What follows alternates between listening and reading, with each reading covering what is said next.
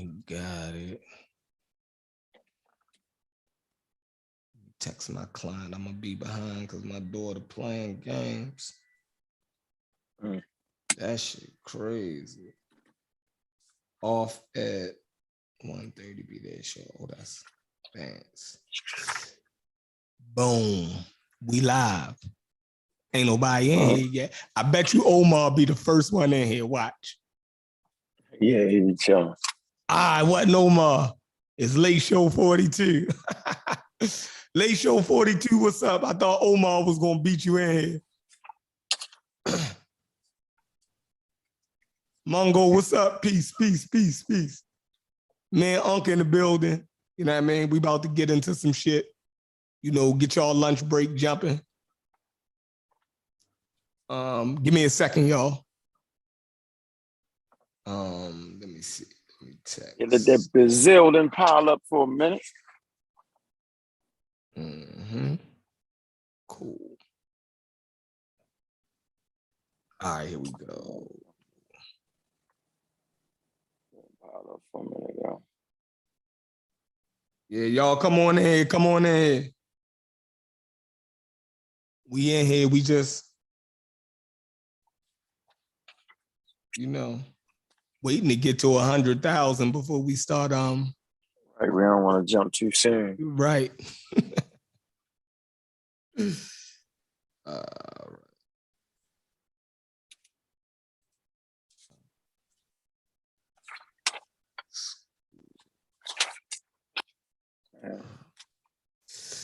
All right, I did that. So boom, I'm gonna leave in 5 minutes. Boom. All right. Why the hell my other camera not on?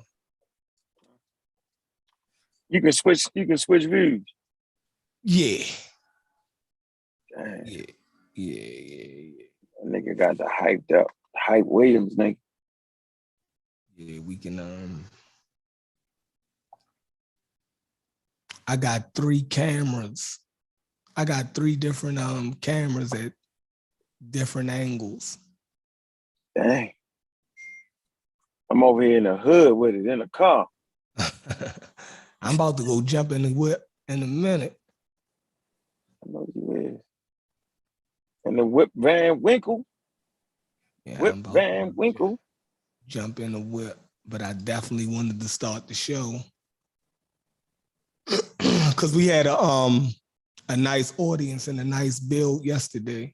So it seemed like it's a couple different sweet spots during the day that you can get in and you know, have everybody, especially when people at work, they definitely, you know, can put their earphones on and listen while they working, right? And actually, you know, because a lot of people listen to music in different podcasts while they working.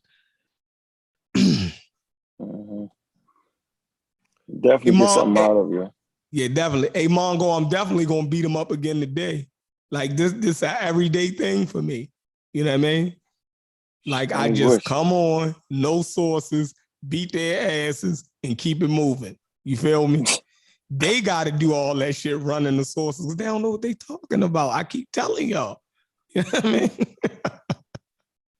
I am the source. The expert. Yeah, he is the source. He outdoes the experts. The hell with the experts. They work in the field. They know nothing. I am the source. Now go look up the shit that I say, and I guarantee you, y'all gonna find the source for it. That's y'all job. Prove Chef wrong. If the shit I say, if y'all go look it up and there's no source for it nowhere, right? Then basically I gotta hit the live button for the next week and I can't talk. It's just, I just gotta sit here and look stupid.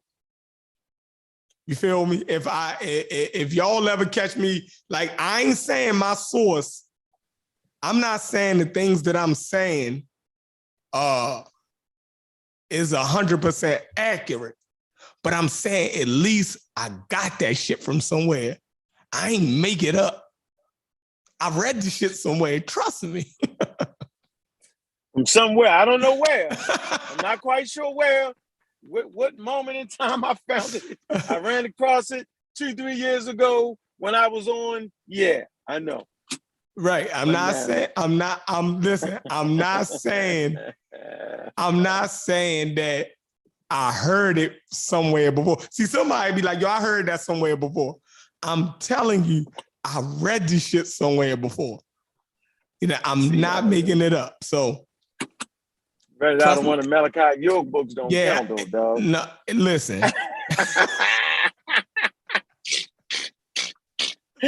I'm definitely ain't reading the Pickle Man prophecy. The Pickle Man prophecy, yo. Yo, that's crazy. Yo, if I'd have ever seen that book while I was in that shit, nigga, I'd have left immediately. Dang. The Pickle Man. The Pickle Man prophecy. That is nuts. The pickle on pickle. Aren't they saying your mic sound good today? That's because he's sitting still, he ain't flying down the highway. Yeah, I ain't flying down the highway, yo. About to start flying though. Let me get over here and sit down for a minute. Have a good show, man. Let the building pile up, man. Right, let the peanut gallery gather. Let them, he who has an ear, let them hear. How they said, hey, for all y'all people that's not getting vaccinated, right? How my man Ken say, let me get this right. He said, yo, what did he say? May your fortune, may fortunes always be in your favor. Yeah, these niggas done gone crazy. I think that's what he say. May your fortunes, meaning nigga, don't strike out. Don't do it. You gotta get hit every time. Every time you go outside when you're not vaccinated, yo, you gotta get a hit. Can't make no mistakes. Yeah, imagine that life, yo. Yep. I ain't gonna say no names because he in the middle of going through it right now. But one of my anti-vax buddies trying to tell him, everybody arguing me down, right? I'm not gonna give you no locale because if I give you a locale, it's gonna be the cat out the bag. I'm not gonna take advantage of somebody that has COVID-19, the disease. I'm not gonna do it. I'll wait till they get well, then I'll bang on them. All right. Right. Yeah. We gotta make sure y'all don't kick the button. And make sure you don't kick the bucket before we start going in on y'all. Right. That'd be crazy. We'll wait for y'all to survive it. And then we're gonna tell you how stupid you is. You know what I mean? Boy. Yeah. Crazy. Trust me, coronavirus is always available for Black people to get. It's not leaving your stores anytime soon. Okay? It's in the stores. Matter of fact, it's everywhere humans are. You can find your local coronavirus. That's a fact. That's a fact. All right, let's see. We got almost 30 people in the building. We can start. All right, let me say what's up, Late Show, Mongo, B Money, Benita.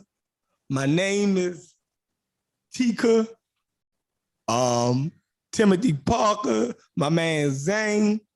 Keep that chat going, Zane. Mika 1, keep that chat going. And y'all can say anything y'all want in the chat. Yeah, man. Don't be putting people out. Yeah, I don't care what y'all say. You know what I mean? As long as you don't call. Now, you can't call me a police and an agent, though. Because then I'm going off and I'm going to block you forever. That's a block forever. Wrong button, wrong. I got the police sirens. Hold on. Let me see. No, that's the wrong one. Hold on. No, that's the wrong one. Hold on. Give me a second, y'all. I got. No, that's the wrong one. All right, here we go. There we go. 7-9 Adam, this is Central BCC. Multiple SWAT units responding code 3 to CP at 127th and Adelaide. Barricade situation.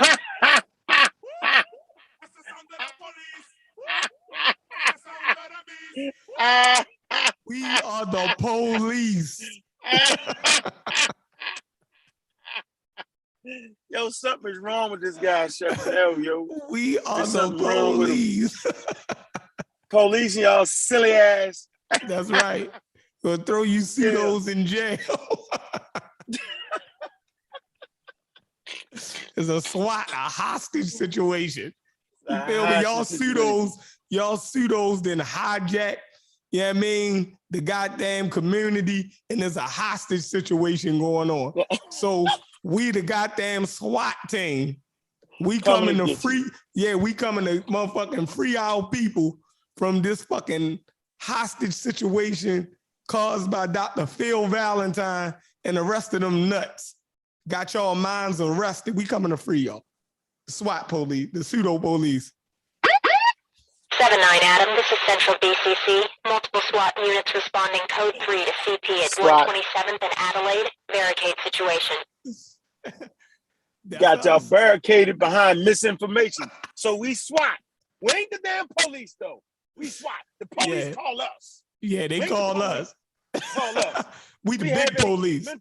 We have a mental barricade situation. All right, y'all stuck. Y'all running around while people is dropping dead. You think that when you walk outside, you're supposed to see black bodies all on the street.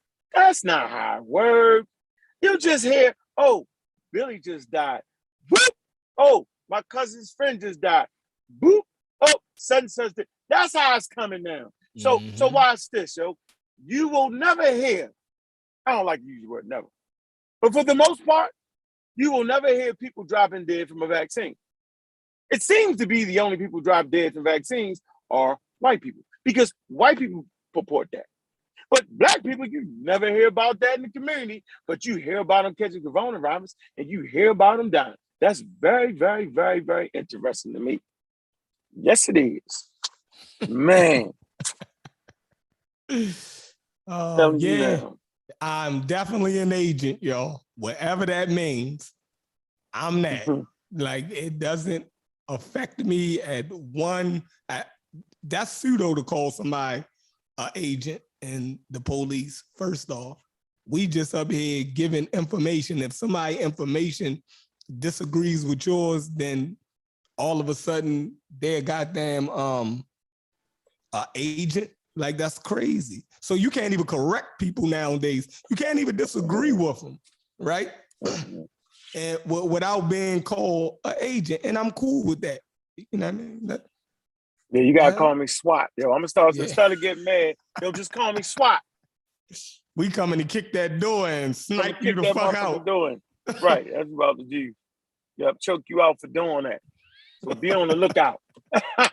Be on the lookout for Rizza Islam. Has a bow tie and a crazy suit. He might be having a pocket full of Navy beans. A pocket full of Navy beans. That's funny as shit. Damn. Guaranteed, yo. Guaranteed. All right, let me see. Boom.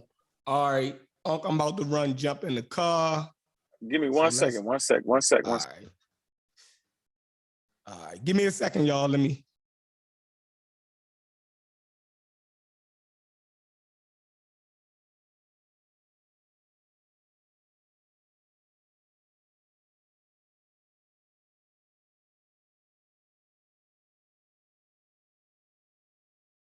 Boom, I'm back, y'all. But I'm about to go jump in the car. My daughter got out early today, so I'm run pick her up. They was doing some type of testing at her school. So I'm gonna do the rest of the show probably the next 30 minutes from the car. Judy, I'm definitely the police. I'm definitely an agent. That's the sound of the police. That's the sound of the beast. Yo, doom. Hey, Jehudi, and this camera, Chris, and I keep telling the camera that y'all looking at right now. All right, let me see. Is a goddamn webcam. Yeah, it ain't that, Chris. Let me see. Switch it. Let me see. Let me make my determination because you bullshit. I ain't got the other one hooked up, but this one is a goddamn webcam. I keep telling you, you can go get a Logitech Brio 1080p or 4K webcam, and all you need is a light the 4K. Source. Yeah, the 4K. I get the 4K. And you know, it'll be better. I'm telling you, Kevin Samuels and them use a goddamn webcams. Oh yeah, I think they do. Yeah, he used webcams. You know what I mean? They do. So I'm I gonna go mean, get that. it'll definitely up the game. You know what I mean? And it's only about the top webcam will only be around 150 at the Oh yeah, I was most. about to pay $6. So you say don't pay that $6. Don't pay that $6. You just need a good light source, right? A good light source for the camera, right? Because if you don't have a good light source, the camera it'll be grainy, right? So you just need a good light source. Properly light yourself, right? And yeah, it do a hell of a job. You know what I mean? Yeah, So I gotta keep my eye on you. You be trying to keep me a step behind that because you don't never bring no sources. So you want your camera to look better. Well, I don't know. Conspiracy. I don't know. Look, I don't know. When you get to a point where you want to spend the money and up it, I say do it. You feel me? But it's stages to it. You feel me? Why not just put the 150? I already got 3, nigga. Yeah, hey, shout out to them donations I got yesterday too. Donations. Got some good donations. Run them donations. I got some good donations. I really did. The person don't let me call their name, so I ain't gonna be able to call their name. I think Mika and them put my Cash App in the other day, and I definitely got some donations. So I appreciate that. But when y'all send Cash Apps, put y'all name on the note. So I can at least shout y'all out. I don't even know who y'all are. You know what I mean? How you gonna send somebody $25 and stuff and don't put your name on that motherfucker? Like, I don't know y'all Cash App names. Like, it's crazy. But I recognize y'all in the chat. So yeah. Hey, let me do this. Let me put myself in here first. Hold on, let me send Fitz and them the joint. Mika and Zane, I'm about to put the link in the chat real quick so y'all can have it. Yeah, so I put it in there. I don't want niggas jumping on right away. Oh, all right. I don't want niggas jumping on with the crazy shit right away. Not right away. Yeah, you want to start the show and get the information with the out halfway. Yeah, with the halfway. Cut a nigga off. That go Omar back. Hey, Omar, I beat you. You know what I mean? Who beat you in here? Late Show beat you in here. You usually always be first, but Late Show got you today, bro. All right, the signal was wrong. All right, let me send this to.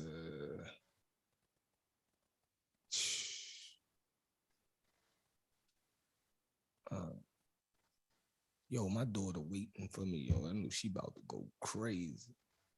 And I got to ride all the way downtown to get. Damn, what part of downtown? Fells Point. Damn, that's down past downtown. You know, I used to go to school for the art show off Cathedral Street, yo. Oh yeah, you told me. Yeah, my daughter private school down there. It was a boys' home. You know what's crazy? It was a boys' home down there, right? And so I used to go that motherfucker wearing lambs and shit. You know what I mean? Park Heights, nigga. You know how I do it. Niggas was acting like they was trying to rob me, yo. Oh yeah, that's crazy. I was like, what, nigga? I'm not the school for the arts, nigga. I said, I just look this way. Is you see, nigga? No. I said, we're not doing that, bro. You need to go get one of them white boys or whoever you think you get, nigga. I ain't the one, nigga. Man, we used to, listen. It only took one time thoroughly stomping them out and slinging them over the wall that they realized, yo, that I just probably need to focus on somebody else. Yeah, we need one good time. Just one good time, that's all. Yeah, I always tell my kids, man, listen, man, don't be the mark, yo, because people gonna keep trying you. You feel me? You might as well just go out on your sword, like Deontay Wilder did. Trust me, the white boy don't want to fight him no more. How about that? They don't want to fight him no more because it might not go that way. He ain't want to fight him the third time. Nope, he tried to get out of that fight. So, you know what I mean? Like, that nigga caught COVID. Like, he every motherfucking thing. Everything in the building, didn't he?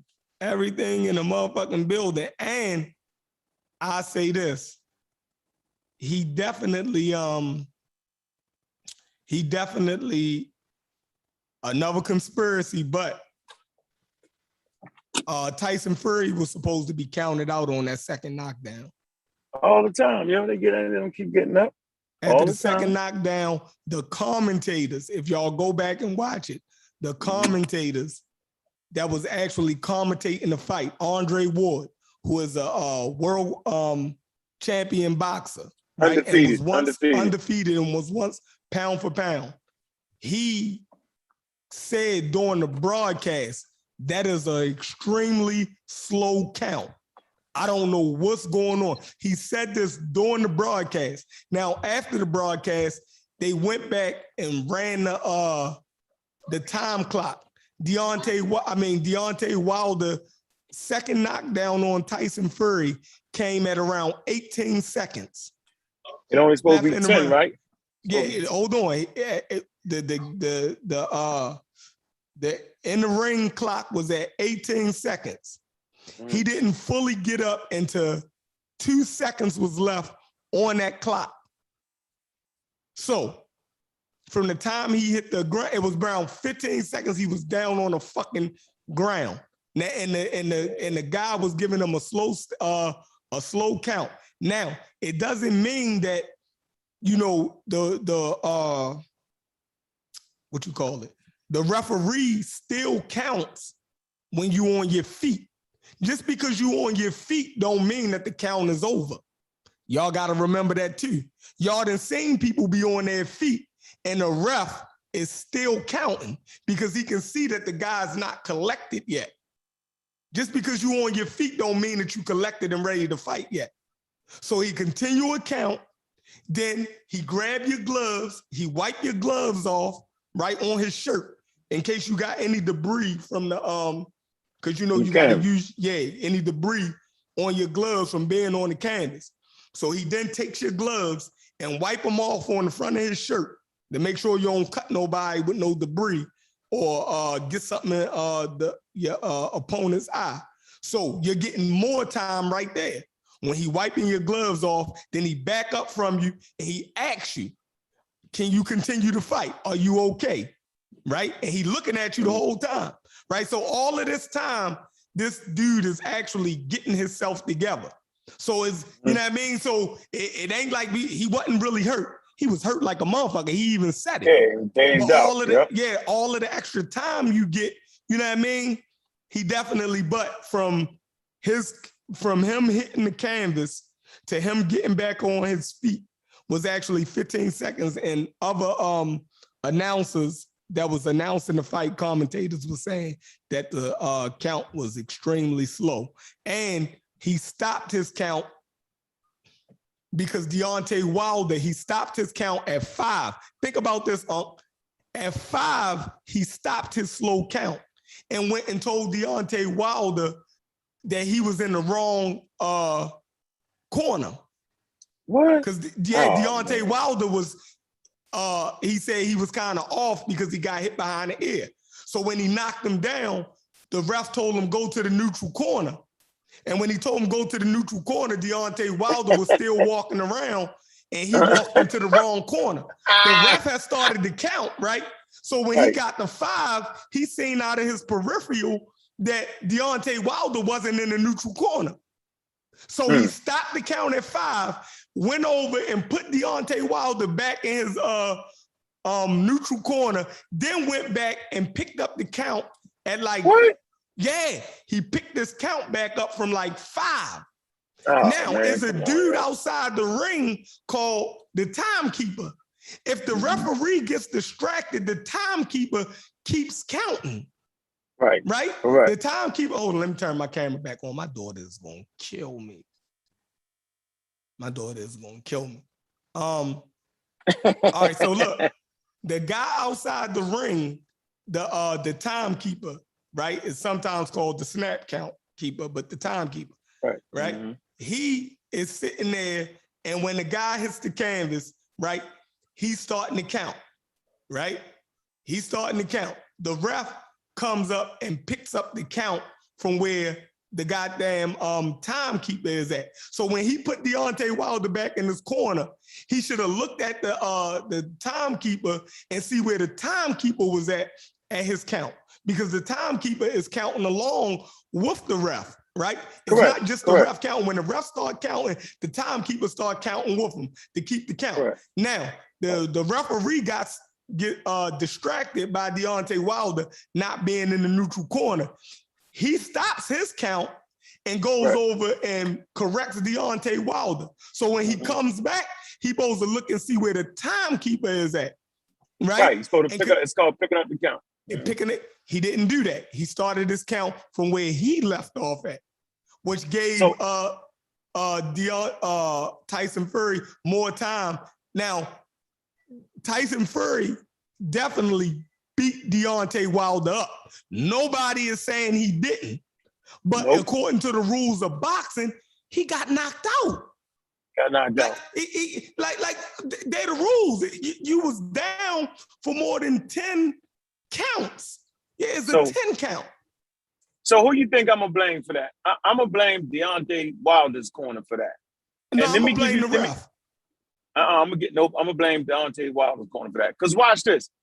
If you watch basketball, right, and you watch these good coaches, like, let me give you an example, Phil Jackson. So it's going to be times, it's in a 7-game series or something like that, right?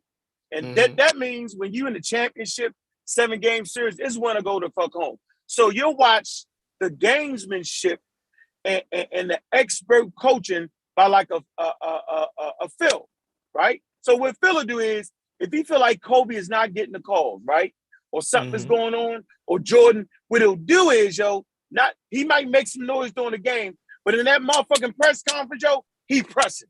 He's saying, he's highlighting the issue. He's highlighting the issue over and over and over again, right? This the same scenario we was in that first fucking fight. Deontay Wilder's corner, or people with him, didn't push. The expert Mayweather, right? He would always push issues when things wouldn't transpire the way he felt like it should be. Let me give you another example. Your man, Lamar Jackson, right? He wasn't getting those calls of roughing the passer. So in the press conference, right, him, the coach, they immediately start pressing the issue. That next game, he got some calls. And so Deontay Wilder and them, right, you never leave it in the hands of nobody else. You take command of your situation, right? So they didn't make enough noise. If it was me, I'd have complained about that shit so much, they'd have been scared not to pick the count up the proper way. I'd have showed them the rule book, that all the press conferences, I'd have broke out the rule book, I'd have broke out how it's supposed to be, I'd have let them know, you supposed to look over there and pick up the count. I'd have did all of that.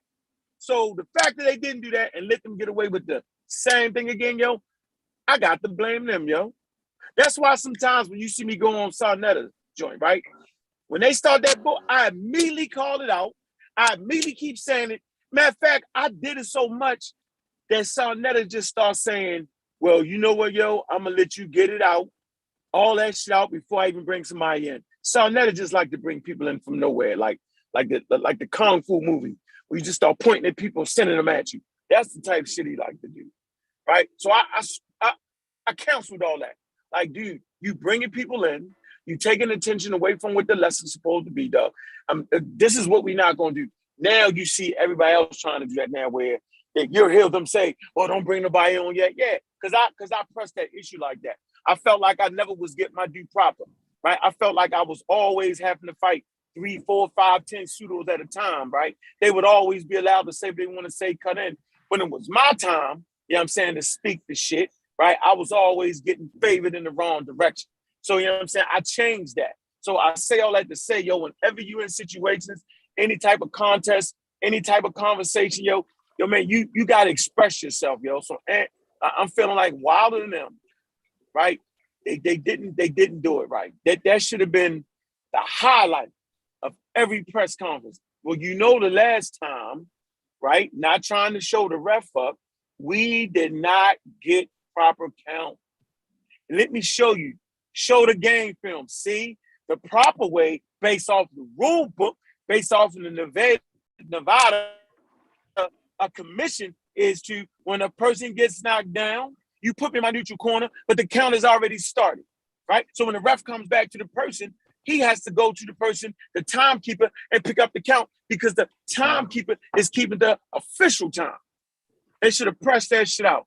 And I'll be damned they didn't, right? They was more or less worried about the crazy gloves, right? Which if you look at the video about the gloves, this time when they went and dealt with the gloves, right? They started, you know what I'm saying, looking at what's that, your dog? Yo, you got me up. Yo, you crazy.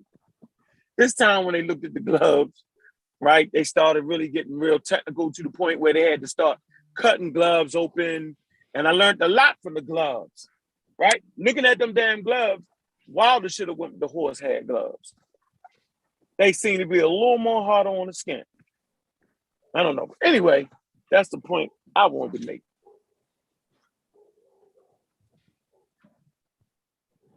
We see who in the building, man. Where we at? Where we at? All right, so I guess we talking about diversity right now, okay? Somebody say stop clapping and slapping. That's funny, yo. All right, so listen, what we want to talk about, let me see. I'm not wrong. You know what you're talking about, man. They keep it's the official. Time is time, man. I'm not wrong, bro. You obviously don't know boxing, yo. I'm telling you, yo, you look at the timekeeper to pick up the time, man. You know what you're talking about. The referee don't keep time, man. All right? Simple as that. I'm telling you, the official time is with the timekeeper, and you look at him to pick up the time. You don't know what you're talking about, yo. Pull that rule book up. Shut me up. Yeah, shut me up. Shut me down. And I say, you know what? You got me. I'm wrong. I'll definitely do that. Definitely say I'm wrong, but I know I'm not wrong, though. Everybody know that. Everybody understands the rules, boy. Everybody obviously don't. So let's get into the diversity aspect of everything, yo. What are we talking about when we talk about diversity? What do you mean?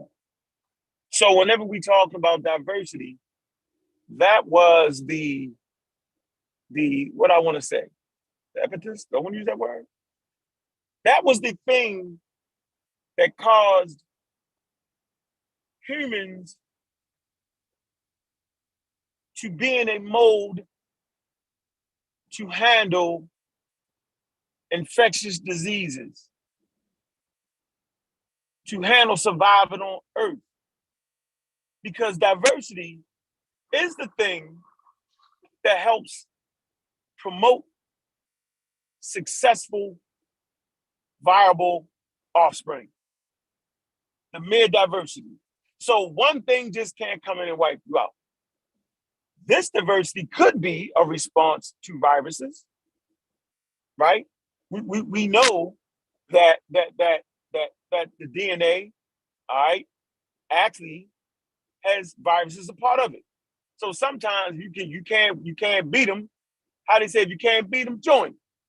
So our DNA at the very onset had a battle with viruses. Okay, to the point where viruses are incorporated. There's a certain percentage of our DNA, right, that has been incorporated with viruses.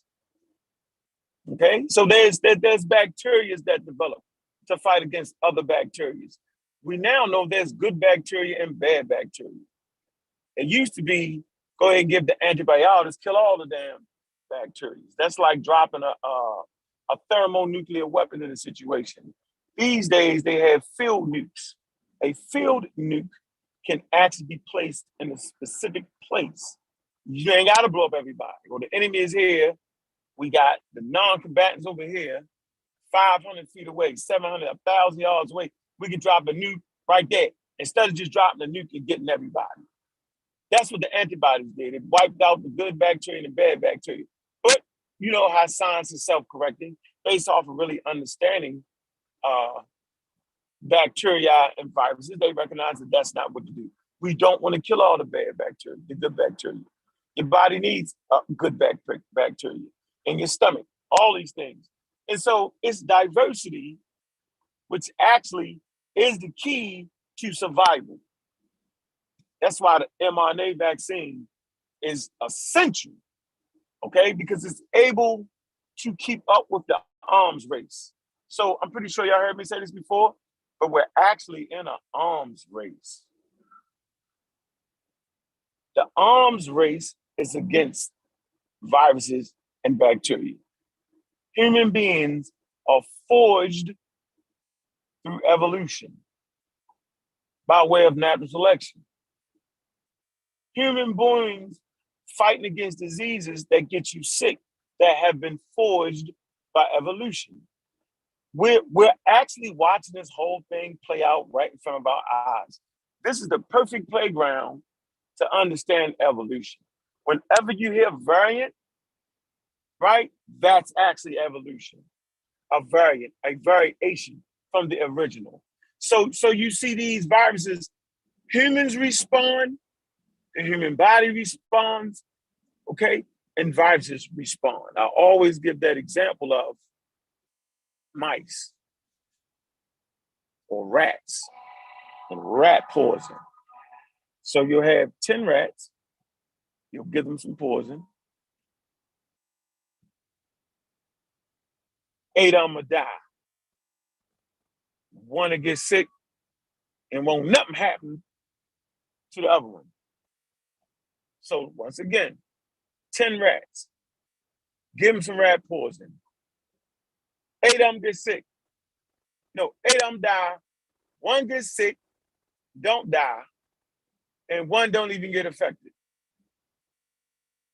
They have babies. They give rise to viable offspring. When I use the term viable offspring, I'm talking about the ability to give birth or the ability to lay semen in the female variety to give birth, okay? So like, for instance, in the wild, early Homo sapiens sapiens, if a person was mentally ill, they wouldn't be a viable offspring, right? Because they wouldn't be able to do the function. What we don't understand is you're as an organism, and I got to choose my words clearly, as an organism, the only reason you're here is to give rise to viable offspring. You can think anything you want to think and come at it any way you want to twist it and put your little religion on it. But as a biological organism, the only reason you're here is to produce valuable offspring, not just produce something, right? Not just to have a baby, but to give rise to a valuable offspring. That's why Homo sapiens sapiens, the babies, stay with the parents longer than any other mammal. Okay? Because you're trying to get them to the spot where they produce, how they say it, your damn grandkids. Okay?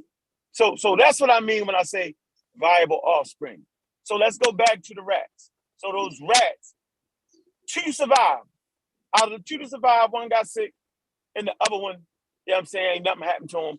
Right now, we got cases of people who are not affected by coronavirus. Very, very slim, but they're human beings walking right now, right? They have some type of super antibodies that don't even get affected by coronavirus. This is called evolution. And so they study these people and feel, well, damn, what do they got? What it is? We know, right, that there seems to be low rates of coronavirus in certain populations. Okay? Let me see if I can get across here. All right. There seems to be. Now, that could be like, say, in Africa, they don't have great reporting systems based off of infrastructure. Okay? We want to make sure we add that in there. Okay? Based off of trying to do everything but that. Like they just don't have access to modern stuff, and so they're not reporting it, and they consider themselves handling themselves. So we don't necessarily know their rates, right? And so we don't want to jump to no conclusions, right? But we definitely don't want to leave that out. But there are human beings, okay, that has been proven not to just catch it. It is what it is. Just like there are humans that fare well in that process. right? Like I said, less than 2% of the people die to get coronavirus. But that doesn't speak to the other people that have long-term COVID, long-haul COVID, or just certain side effects from catching the disease called coronavirus, right? There's a lot of factors in this right here, right? And then we'll explain. I don't want to go too deep into the coronavirus thing, but I want to get back to variation and how a variant is simply a mode of evolution. Okay, simple as that.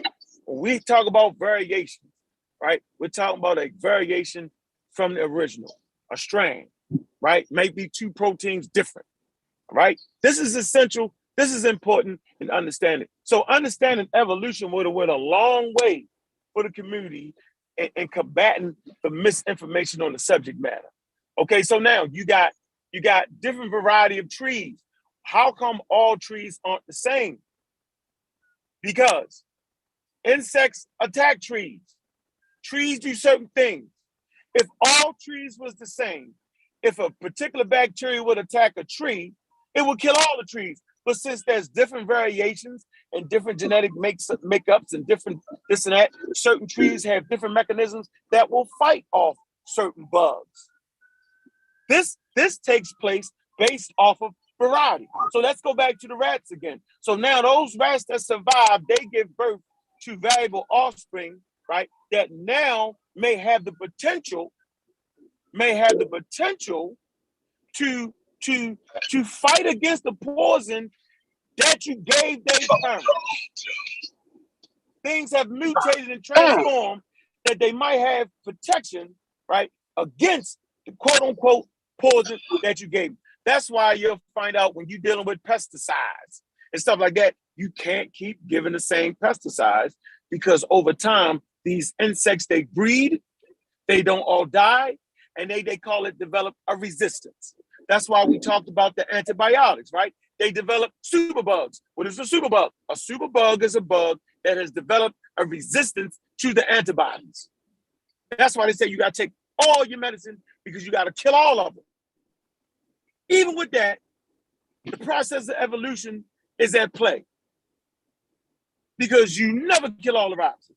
Some of them will mutate. Now what you see these variants, some of these variants could potentially escape their immune system. We know for a fact that when you're dealing with AIDS, right? When you're dealing with AIDS, the virus itself actually hides. Portion of the virus can actually, how they say, what's the other one used? They say you can actually, what's the other one used? I want to say, hold on. Escape, avoid, or hide from the antibodies that you have produced. That's why the AIDS thing is so crazy. And the AIDS things have different types of receptors. So you think you block one receptor and it connects to the cell with the other one. Hey, Corey and them in the waiting room, yo. All right, let me see how I get. Oh, shit. All right, let me see. Oh, I got him in there. Hold on.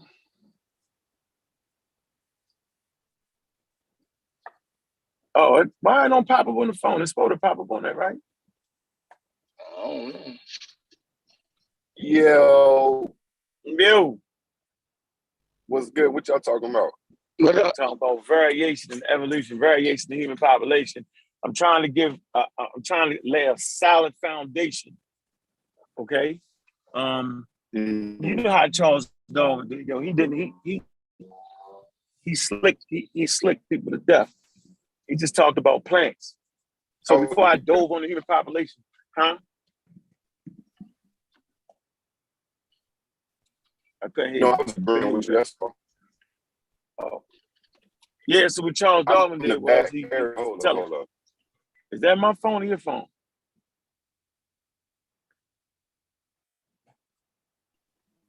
You good, me.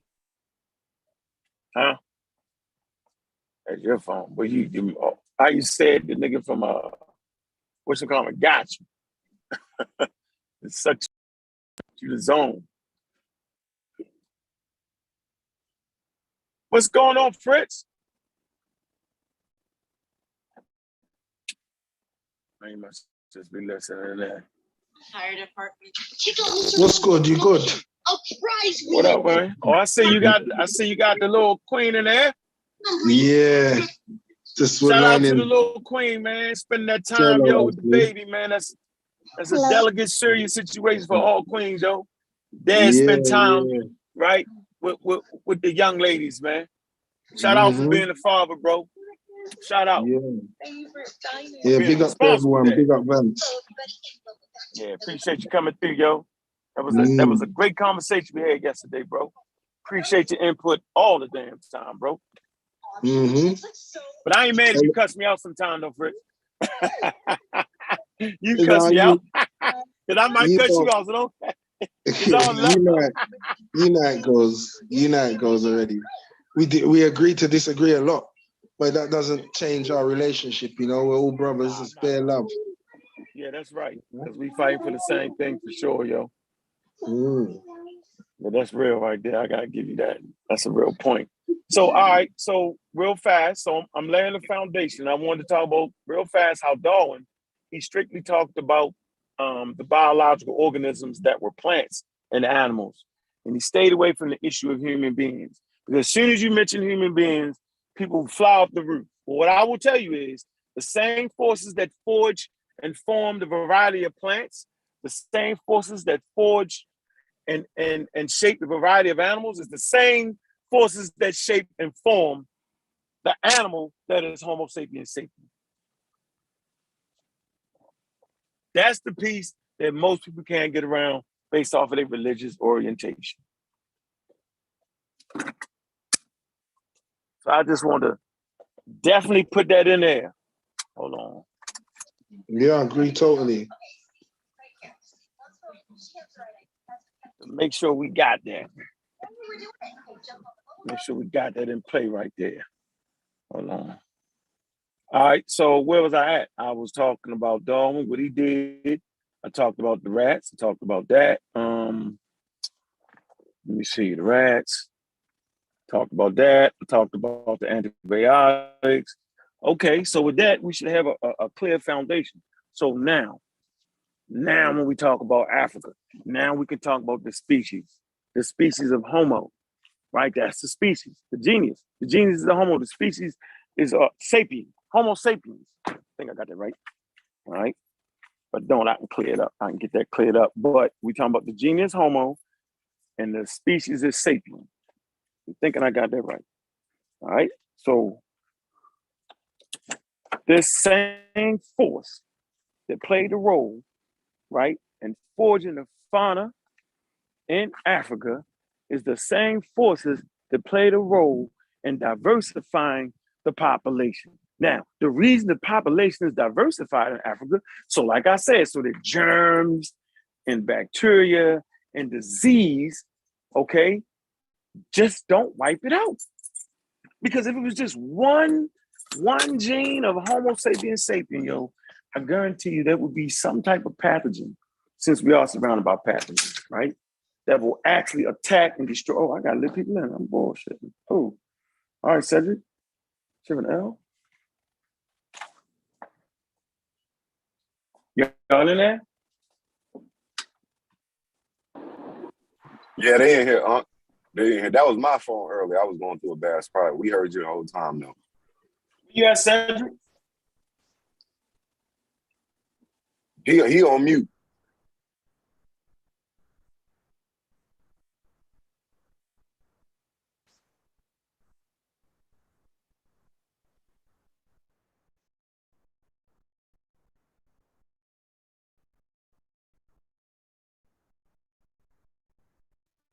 Damn, everybody on mute. Hey, no. Go, while we got a little intermission right now, go subscribe. Real Black Atheist Library podcast on iTunes, Google Play, Spotify, all that. All these shows will be on here as soon as they over with, basically. So go subscribe, tune in. But yeah, that's it. Go ahead, you wanted to say something, or you need a minute? No, I'm good. I figured it out. I'm out the, I'm getting ready to get on this damn computer. So yeah, we in Africa, right? And I did all that to set us up to put us the title of the show is diversity. It's the title of the show, Chef. Diversity in the human population in Africa, right? Yeah. Mm-hmm. So I had to kind of, for those who just not familiar with evolution or just outright deny it, evolution is a fact and a theory. Definitely can provide sources for that. Why can it be a fact and a theory? Well, it's a theory because it's testable. Okay?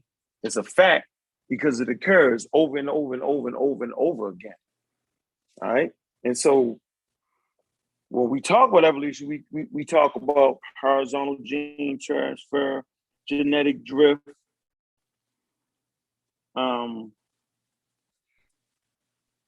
mechanisms. All right, hold on, let me get this suited for you. So there are mechanisms. So natural selection is just one mechanism. Where the hell is my daggone thing? Man, yo.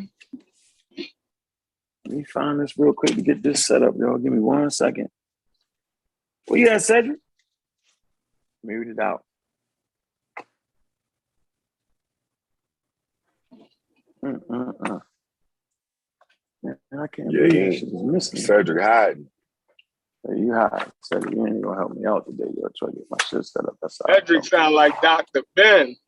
Yeah, he do. Hey, Chef, when you said that shit, I busted out laughing. I was like, yeah, he do. Yo. He do, yo. He do. Yo, they like, gotta be from the same island, yo. Like, when I listen to it on the podcast joint, you know you can't see nobody's face. It's just the audio.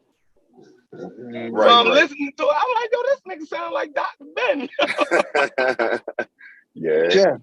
He said he can't unmute his mic. Tell him go back in. Go out, come back in there.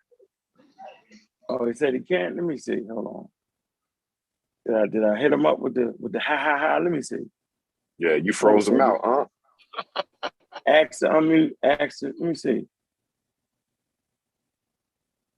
Just go to Cedric thing and unmute him.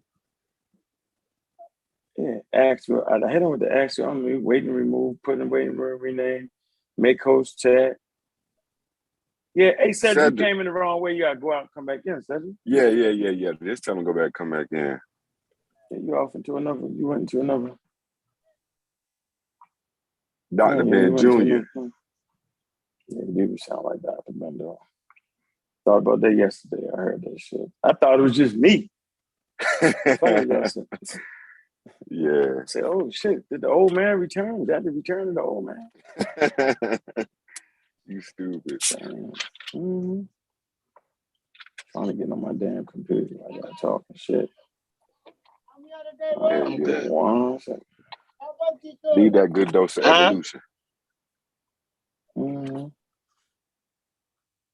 I can't believe I can't find my. Somebody took my thing. Not that good. But help everybody. Ain't that good. Chef over there in the pickup line.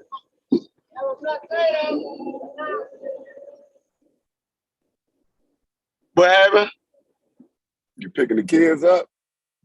No, I'm trying to get down here now, man. It's traffic. My daughter about to go crazy. I'm sitting there online talking to y'all. She like, Daddy, is you near the school yet? You at home. Right. I ain't even left yet. Where Uncle at? Hey, he done lost his damn computer. I ain't know. No, I'm right here. I'm trying to find my daggone thing. No, I'm good. I'm ready. Let me let myself in here, man. Your son. All right, let's set it again. Hit it somewhere. Oh, there you go. There you go. You unmuted, said. I mean, Dr. Ben.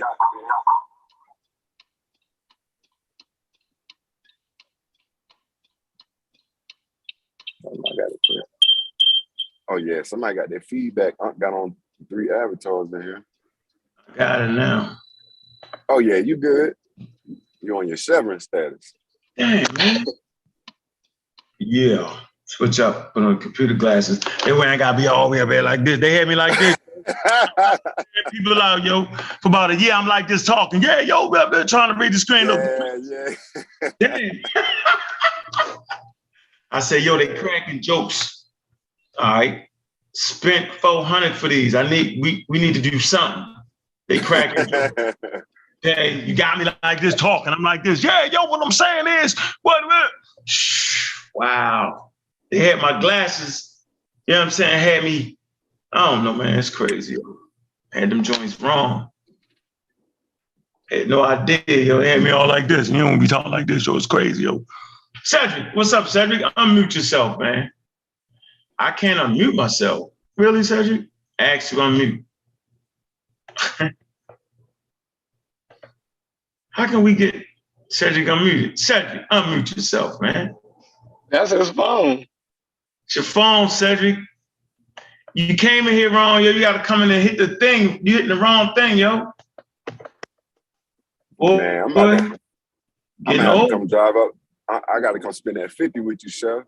My motherfucking barber just told me he ain't even at the barber shop. Fuck going on? I done called out of work and all that shit. Wait, yeah, he took off today? Yeah, I hit him up like, yo, you at the shop? He said, tomorrow. Really, nigga? Come on. Oh, you got the ring then. I ain't gonna be able to go to the motherfucking Saturday. Damn. You supposed to see, y'all, you supposed to hit him the day before. Yeah, you're right. See, I make my schedule like a day or 2 days before. You know what I mean? Like you just can't pop up. Like and call me and I could be doing any motherfucking thing. Right. You know?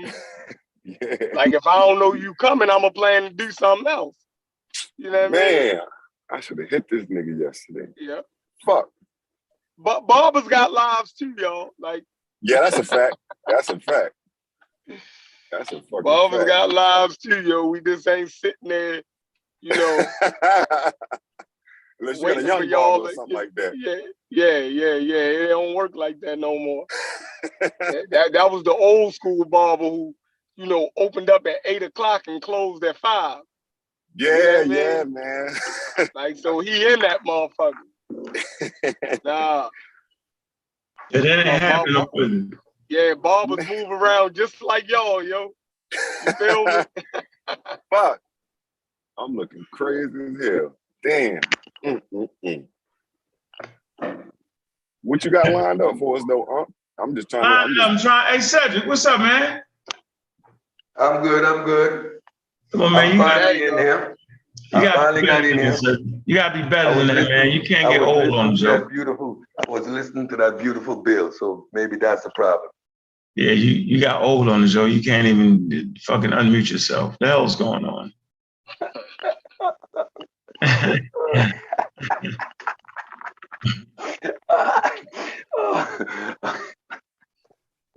Crazy, yo. All right, so now that Cedric figured it out, all right, let's go to, I want to go to Berkeley. All right, so I'm doing all this to lead up to the fight. It's going to be a fight, motherfucker. No, it shouldn't be. I think that was kind of smart, Chef, because once we understand evolutionary process on the human body, right? Then we'll understand that human beings not understanding that process.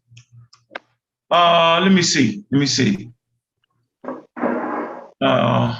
There are 5 key mechanisms that cause a population, a group, interacting organisms of a single species to exhibit a change in allele frequency.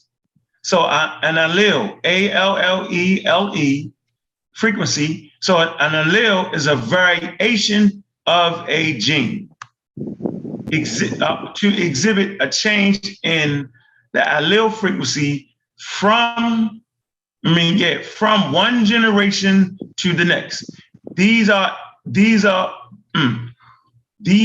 evolution by mutation. So you got mutation. Whenever you hear the word mutation, all right, that's a mechanism. Genetic drift, okay. Genes flow back and forth. When y'all hear about genes flowing back and forth from Africa to the Levant or the Middle East, non-random mating and natural selection. Okay? These are the biological principles. All right, maybe I should put this. Yeah, I'm gonna put this in there for you. And so remember, the genes are shuffled up. So you get a mixture of your mother genes and your father genes, right? And then they get shuffled. How do they get shuffled? They get shuffled so a damn disease or bacteria can't just come wipe you out. Y'all need a ride, man? You loud. All right. You loud. My bad, y'all. That's all. All right, let me see if I can put this. Man, wait.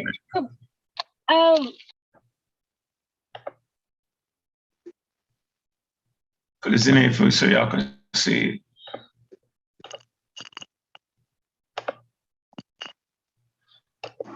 All right, y'all. You put your phone up to that. You should be able to see that. Put your phone up to that. That's that code right there. So you can get this source. Put it in your pseudo killer folder. All right. Leave it up there long enough for y'all to see that. All right, I already read it. Okay. That. So now we understand that before humans understood this process, right? You get racism, white supremacy called scientific racism. That's the point. Let me show you what the scientific racism is, or what they're calling race science.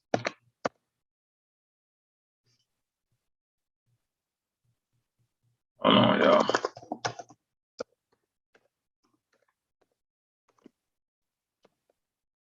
Hold on. And there's a great article, man. Scientific Racism, Harvard Library. All right, there's a great article on this. And I think, right, that way we can, and see, me and Chef go back and forth, but see, Chef is a smart nigga, right? We have no dummies around us. And so the conversations are very stimulating, and we hope we stimulate your ability to think and understand, right? So you gotta be able to have this shit right, or like Chef say, well, we're gonna put your ass together. Right? Don't say the wrong shit about Vance, your ass is grass. Don't fuck it up and Fitz got you. Lord knows, don't slip. Concrete Corey gonna smash you out. All right? And Clark Kent, he on your motherfucking ass all the way. So Chef be talking that shit, I gotta build the case like this. If I don't do it like this, he'll have some room to talk that shit. So I just wanted you to know that humans didn't know none of the shit I was talking about right now. So imagine being in the world, not knowing why a person's skin was this color or that color. You could just add anything to it.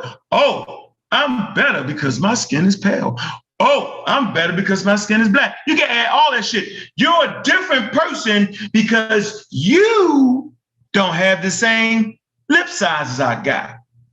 You're a better person because you got the straight hair. That's constructs, right? That was socially put together. Watch this. That's how I love to do it. I'm gonna get y'all all the way there. Put your phone on here. Oh. That's another source for y'all, man.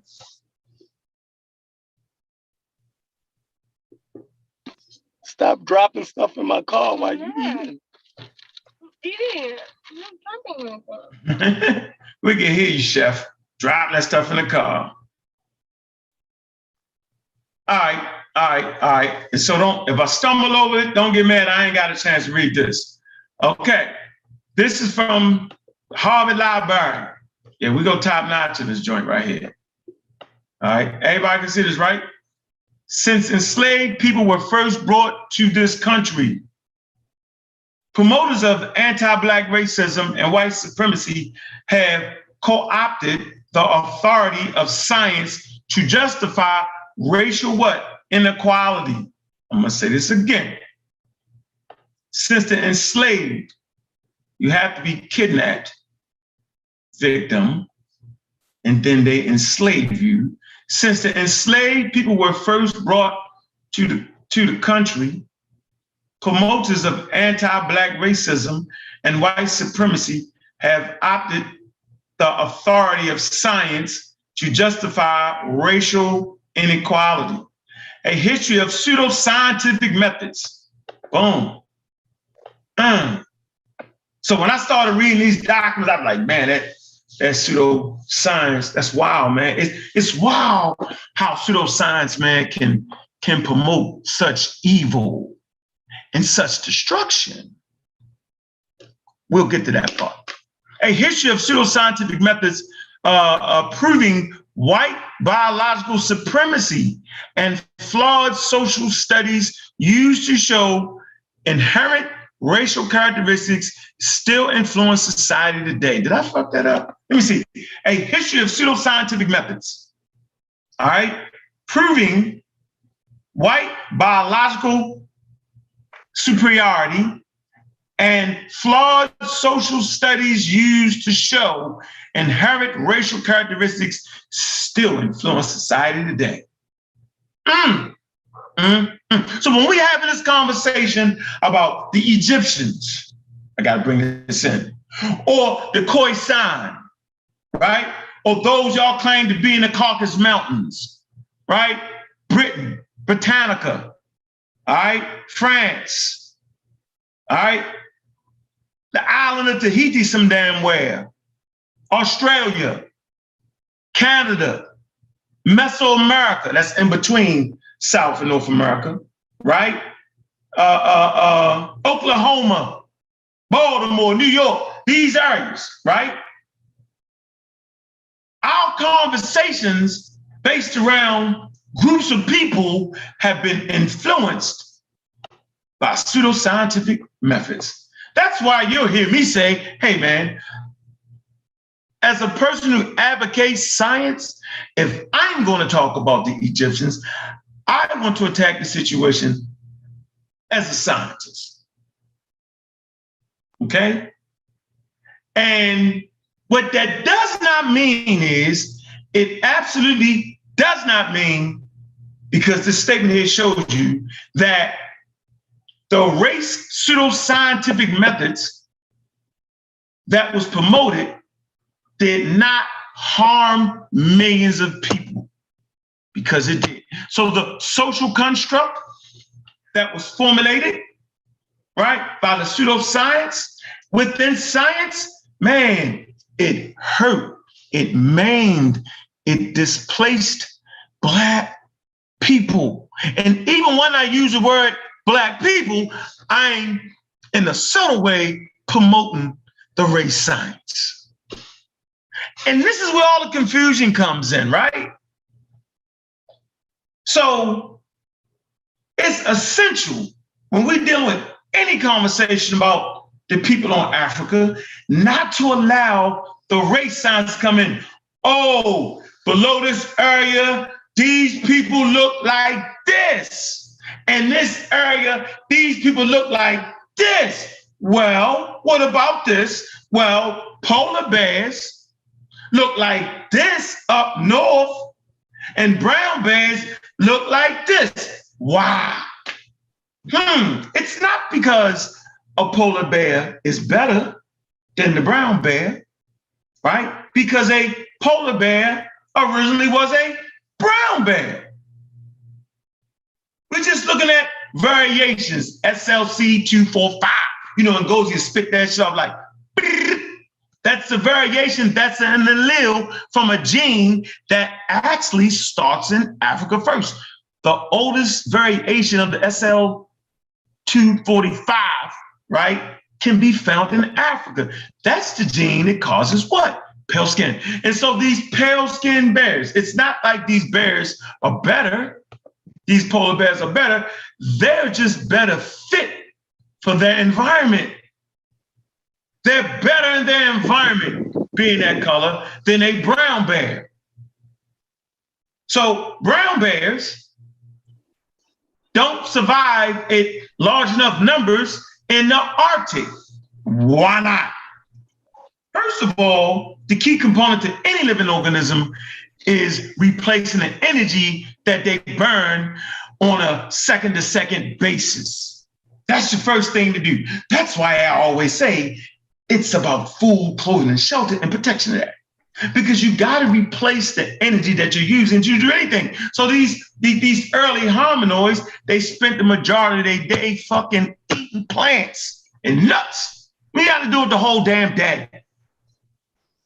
Somewhere, somehow, somebody decided to eat some meat and it was over with. So now you only got to eat one time, right? And those that were able to chew that meat survived, and those that weren't able to chew the meat didn't make it. But those that was able to chew the meat and process it, over time, that population became meat eaters, eating of anything, meat eaters and omnivores. That's why we can look at our teeth, right, and argue a pseudo back to the cave and say, man, we don't got to argue over what the human diet is. The human diet is very vast. We're omnivores, right? We sit at the food chain. We can eat every damn thing. Our teeth tell the story. No, we vegans, no, the vegans actually died out.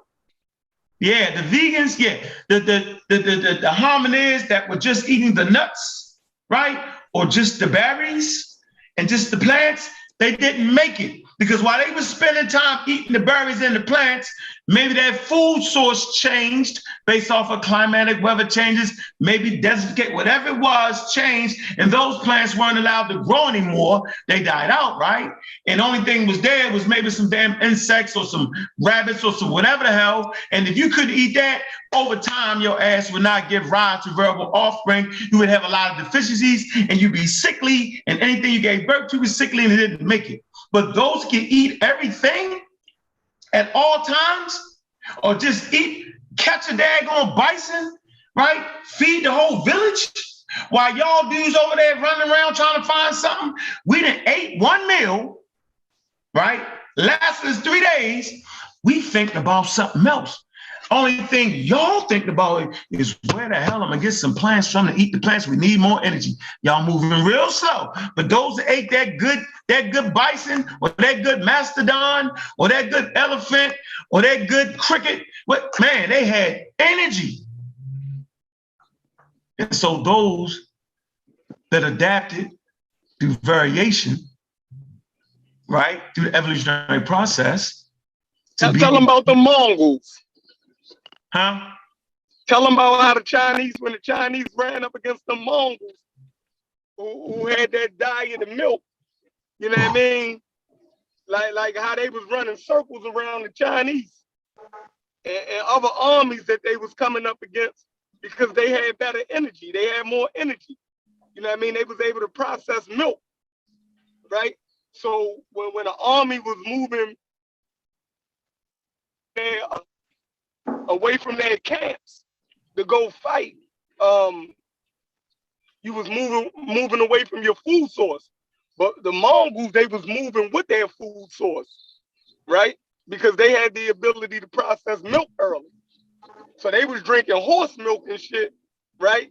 By the time the Chinese army would get to the battlefield, they was hungry and weak. And they was like the Mongols just had more energy than them. You know what I mean? So it definitely, what you eat, definitely the evolutionary process of what you eat. Not only that, the human and evolving became more complex, right?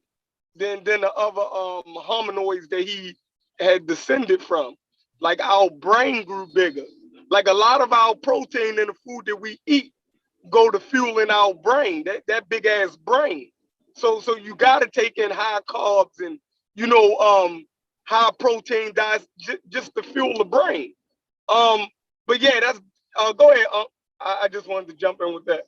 No, that's cool. So that's actually a modern twist on things that occurred, you know what I'm saying, in the early Homo sapiens sapiens and archaic humans. Absolutely. They actually was able to take over, not to mention that their horses carried certain diseases. So it's all on topic. The horses that the Mongols brought with them carried diseases that, watch this, remember we talked about the rats? So obviously these Mongols had developed certain antibodies against the diseases that the horses carried. And these Chinese and these other armies they ran across didn't have any defense system to it, right? And so they was getting, not only was they didn't have enough energy to fight because they would always have to stop and feed themselves, and the Mongol armies were moving so fast because they could just keep riding while they drinking. You know what I'm saying? Normally a whole army got to settle down, like you say, got to stop, got to cook something, got to do all of that while we coming, baby. Hey, we don't got to stop long enough to feed the horses and water them. Let's go. We rocking, baby. So when we get there, we already surround you, we already beat you to your spot, right? And we coming with infection disease. Crazy. So y'all done. Man, they damn near wiped out. They damn near conquered. It was crazy how they did that. It was wild. They almost conquered the whole known world. Yeah, it was crazy. Yeah, they really did that. That's amazing.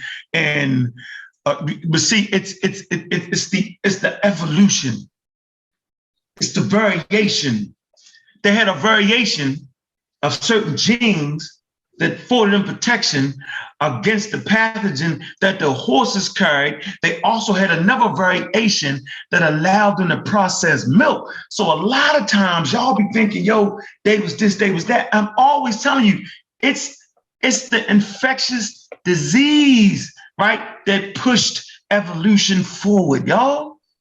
It's an arms race. And at that time, the Mongols won the arms race. Remember we talked about scurvies and that infectious disease, that disease, right? That well, you can't catch scurvies from a person, right? Can't pass it on, but it's a disease, right? That vitamin C deficiency.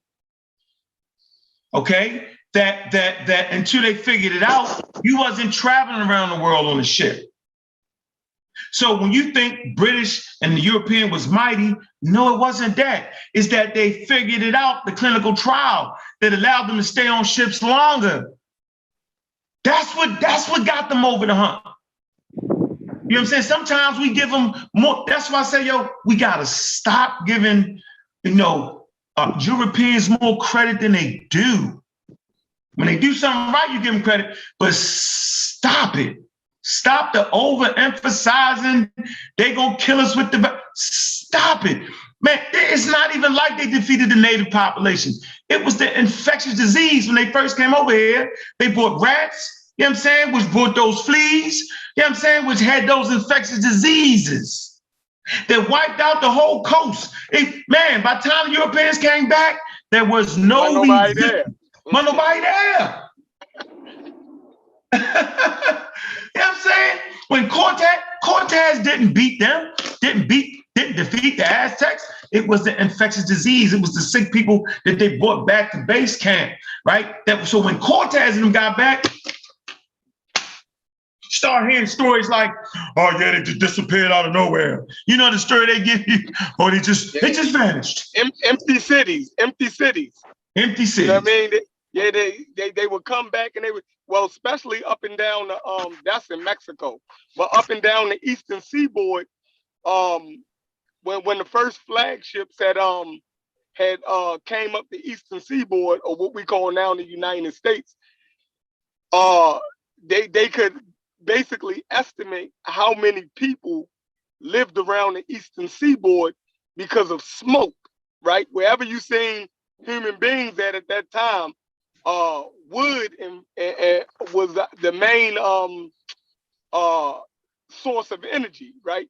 So you could tell where human settlements was at by the burning of wood.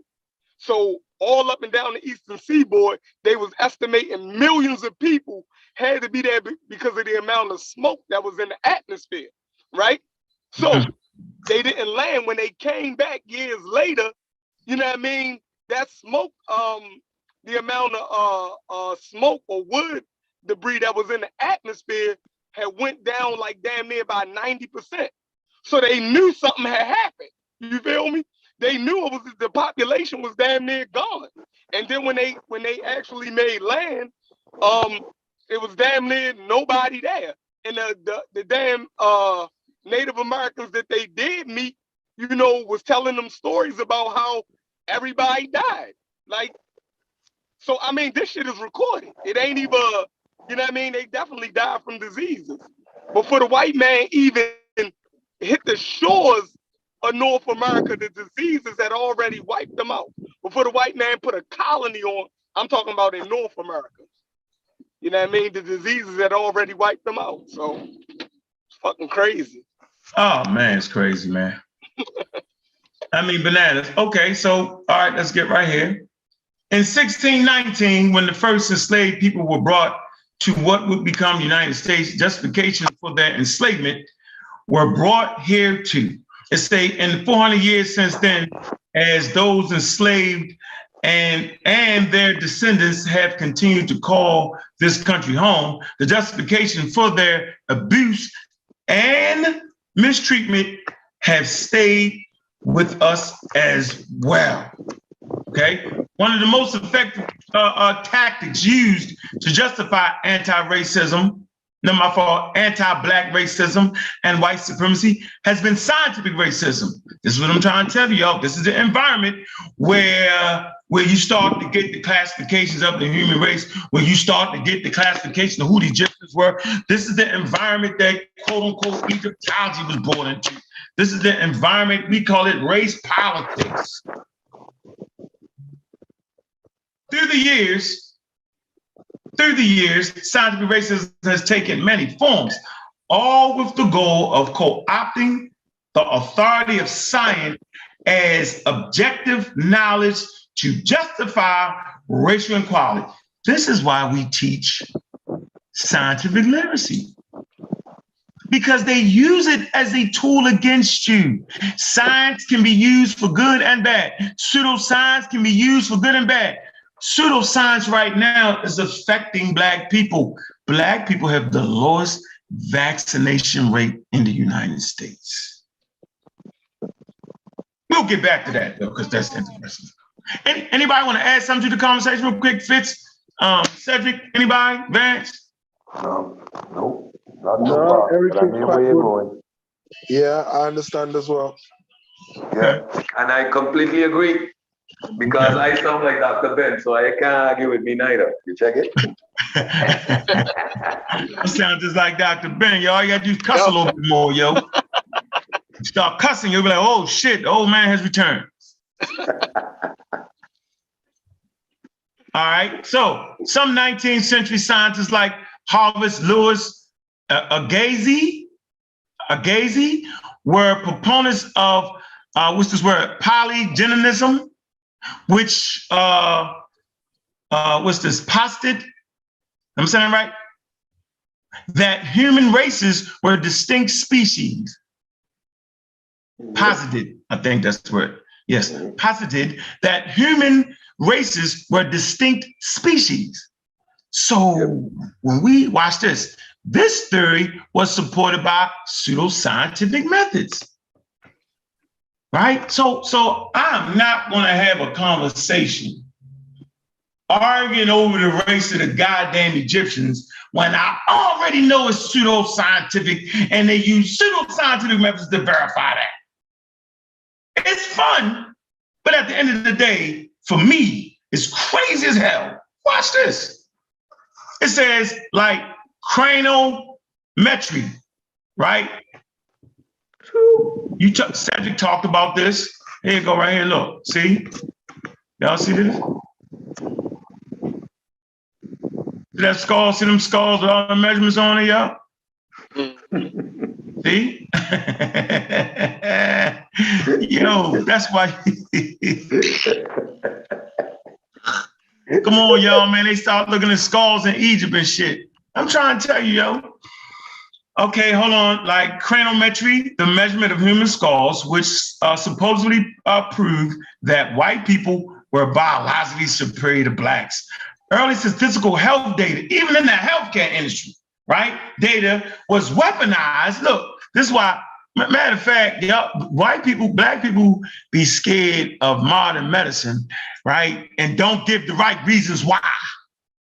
See, if you know the reasons, if you know the things they actually did, right, you can figure out whether they fixed it or not and whether you should still deal with the medicine.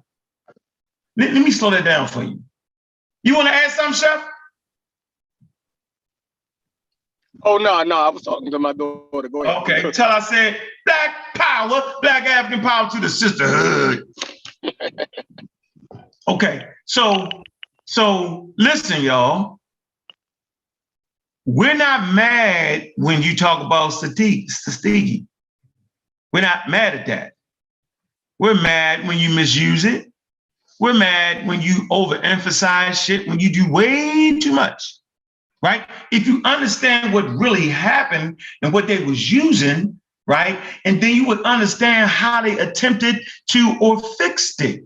And then you could make a decision over whether this portion of the system has been fixed to the point where you would deal with it. No more different than understanding what was the problem with RNA when they was trying to use it as a medicine? What, you know what I'm saying? Or as a preventive medicine. What was it that was wrong with it? What problems did it cause? Once you understand the problems that it caused, then you can make a proper determination whether they fixed it or not. Anyway, let me get right here. Who's we at? Pseudoscientific. This theory was supported by pseudoscientific, like craniometric measurements. The human skull, which supposedly proved that white people were biologically superior to blacks. Early statistical health data was weaponized, yo. See, they weaponized it against you, just like right now. The pseudoscience has been weaponized against you, against Black Americans in the late 1800s, as it was used to claim they were predisposed to disease and destined for extinction. Wow. They used to claim that Black people was predisposed to disease and destined for extinction. And since they're gonna die out anyway, we might as well get all the work out of them before they die. It's crazy. Yo, how crazy is that? It's say by the early to mid 20th century, polygenicism and biology-based racism were widely disproved. I'm gonna say this again. By the 20th century, polygenism and biological-based racism was widely disproved, and racism and social science had gained popularity. Studies showing high rates of imprisonment amongst Black Americans were used as proof of innate criminality, while pseudoscientific intelligence testing claimed the mental superiority of white people. Wow. These flawed-based studies failed to account for the political and social factors such as poor housing, poverty, lack of health care. Look, poor housing, poverty, and lack of health care, and a virulent racial oppression, and a virulent racial oppression, right? Healthcare, lack of healthcare, and poor housing still affect us today. That's why the African American had higher rates before a vaccine was presented to the public. We had the highest rates of being predisposed to coronavirus. This is why we give you this lesson right here. It's twofold, so you can understand a variety of human beings and why the variety is important and what that term means, right? Through the evolutionary process, and then how they use these things against you. You not understand it, how they can clearly remove people straight out of Africa, make the people different, put that wedge between two groups of Homo sapiens, right? And never tell you about the culture that brought forth these types of ideas and concepts, right? That is destroying humanity. They can fool you with it. That's why we practice scientific literacy, because it's essential. Anybody want to add something real quick while we rocking?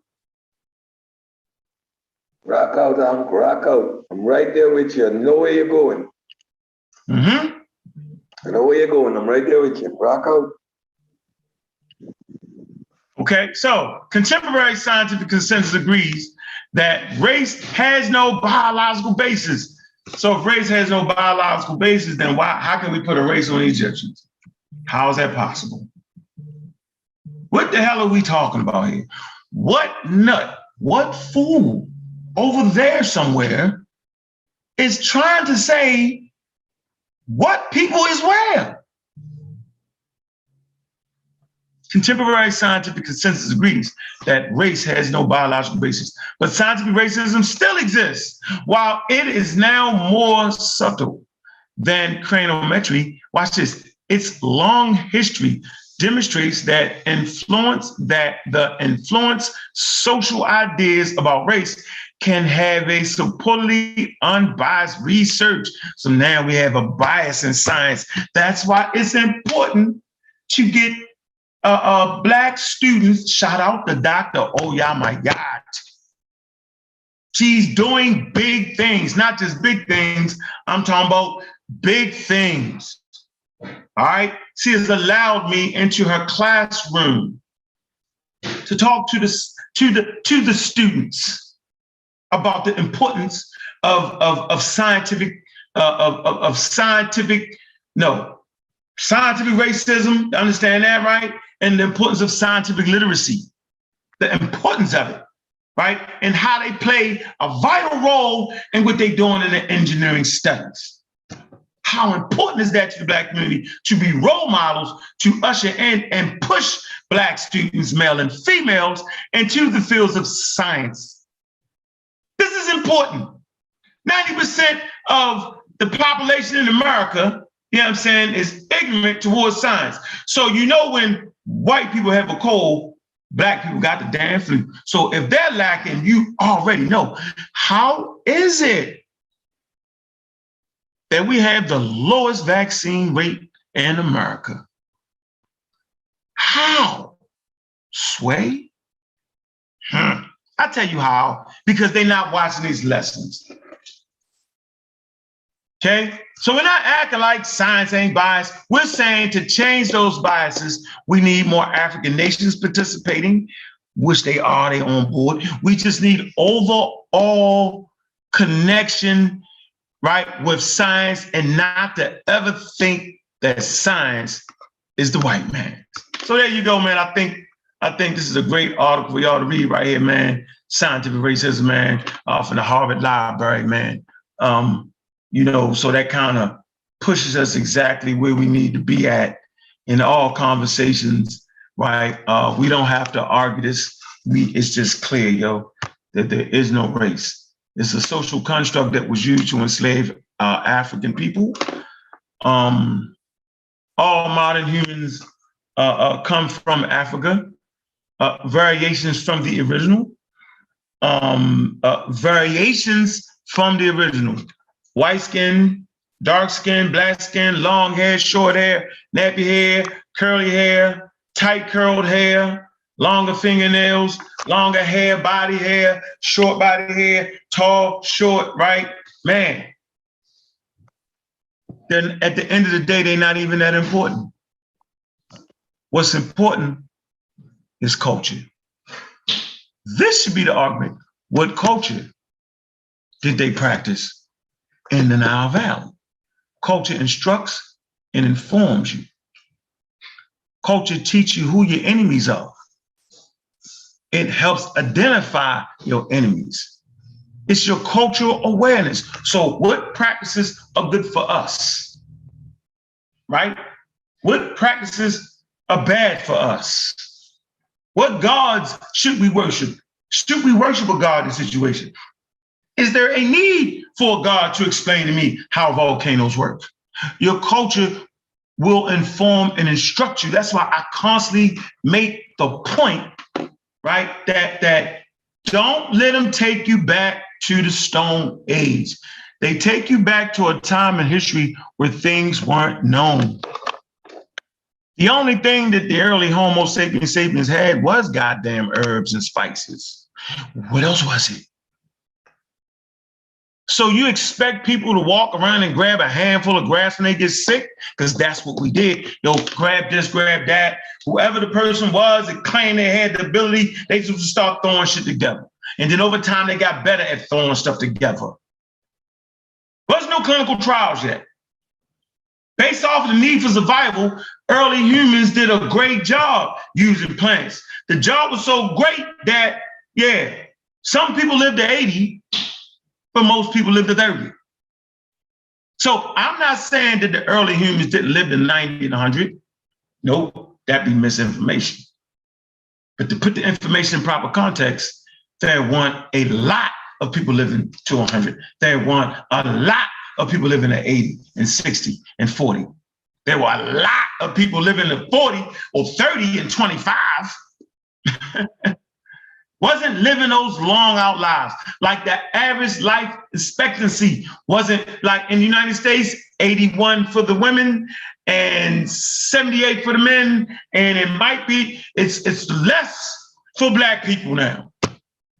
We always lag behind based off of those factors I showed you in that article. Access to health care, marginalized. You know what I'm saying? But not understanding the importance of going to the doctor. Now they got a whole body of information to tell you you shouldn't go to the doctor, nor should you read books, nor should you listen to the experts, because the experts are the white people. And if you happen to be Black, right? If you happen to be Black, you have been co-opted by the white man. That's why we the SWAT over here. That's why we on y'all heads. So this whole conversation is essential in the understanding where we at and where we stand. So it's always been about culture. So culturally, should we accept Stone Age culture? Because those cultures, watch this, were dedicated to exploiting and understanding and surviving in a particular ecological niche. People act like Homo sapiens sapien was born with clothes. No, they wasn't. They was naked. Was naked as any other animal. The only way clothes get on other animals is if humans put it. You know how you put the little clothes on your dogs? Yeah.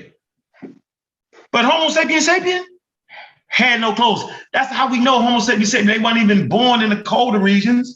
Ass would have froze to death. You don't even get to those areas until the invention of clothes. So the first sign of clothes, animal skin, all this comes out of Africa. I ain't even talking Homo sapiens yet, because we know Homo Neanderthal made clothes. Furs, animal skins. Okay, so no, we wasn't born with clothes, and we wasn't born with the formula, of what to eat, what plants to take. Medicine, no, it developed over time. And so you go from the Pliocene, right? The Niocene, okay, which is that period between 11,500 to 5,000. You go to those periods of time, those cultures was fit. Those that were in the Sahara, they had cattle culture. It was important to understand about cattle. They made their religion out of it. The milk, the food, the whole thing, the whole culture is made for where to get water, the pottery, the wavy line pottery suggesting where water was, like the whole 9 yards. Like these cultures was developed out of that. So for people now, right, not to mention, and I'm gonna show you a source, not to mention that nature kills you. Nature ain't your friend, ain't never been your friend. The thing that kills you at the end of the day, it's nature, whether that's a heart attack, cirrhosis of the liver, another Homo sapiens sapien, which come from nature killing you. Nature kills you. Nature has rendered 99% of all living organisms extinct. But yet these people who don't really study nature, how do we know they don't study nature? Because they don't understand science. Science is the study of nature. Religion is the philosophy of nature. Science is the study of nature. Religion is a philosophy of nature. You were saying something, Cedric? No, I wasn't. So they don't understand nature. Take this natural. It's not natural for your immune system. It's not. Shut up. You misuse the term nature. Nature in the raw is what we talking about here.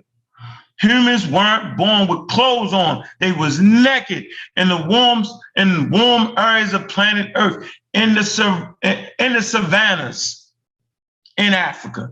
We ain't need no clothes. All we needed was protection from the sun, and evolution took care of that.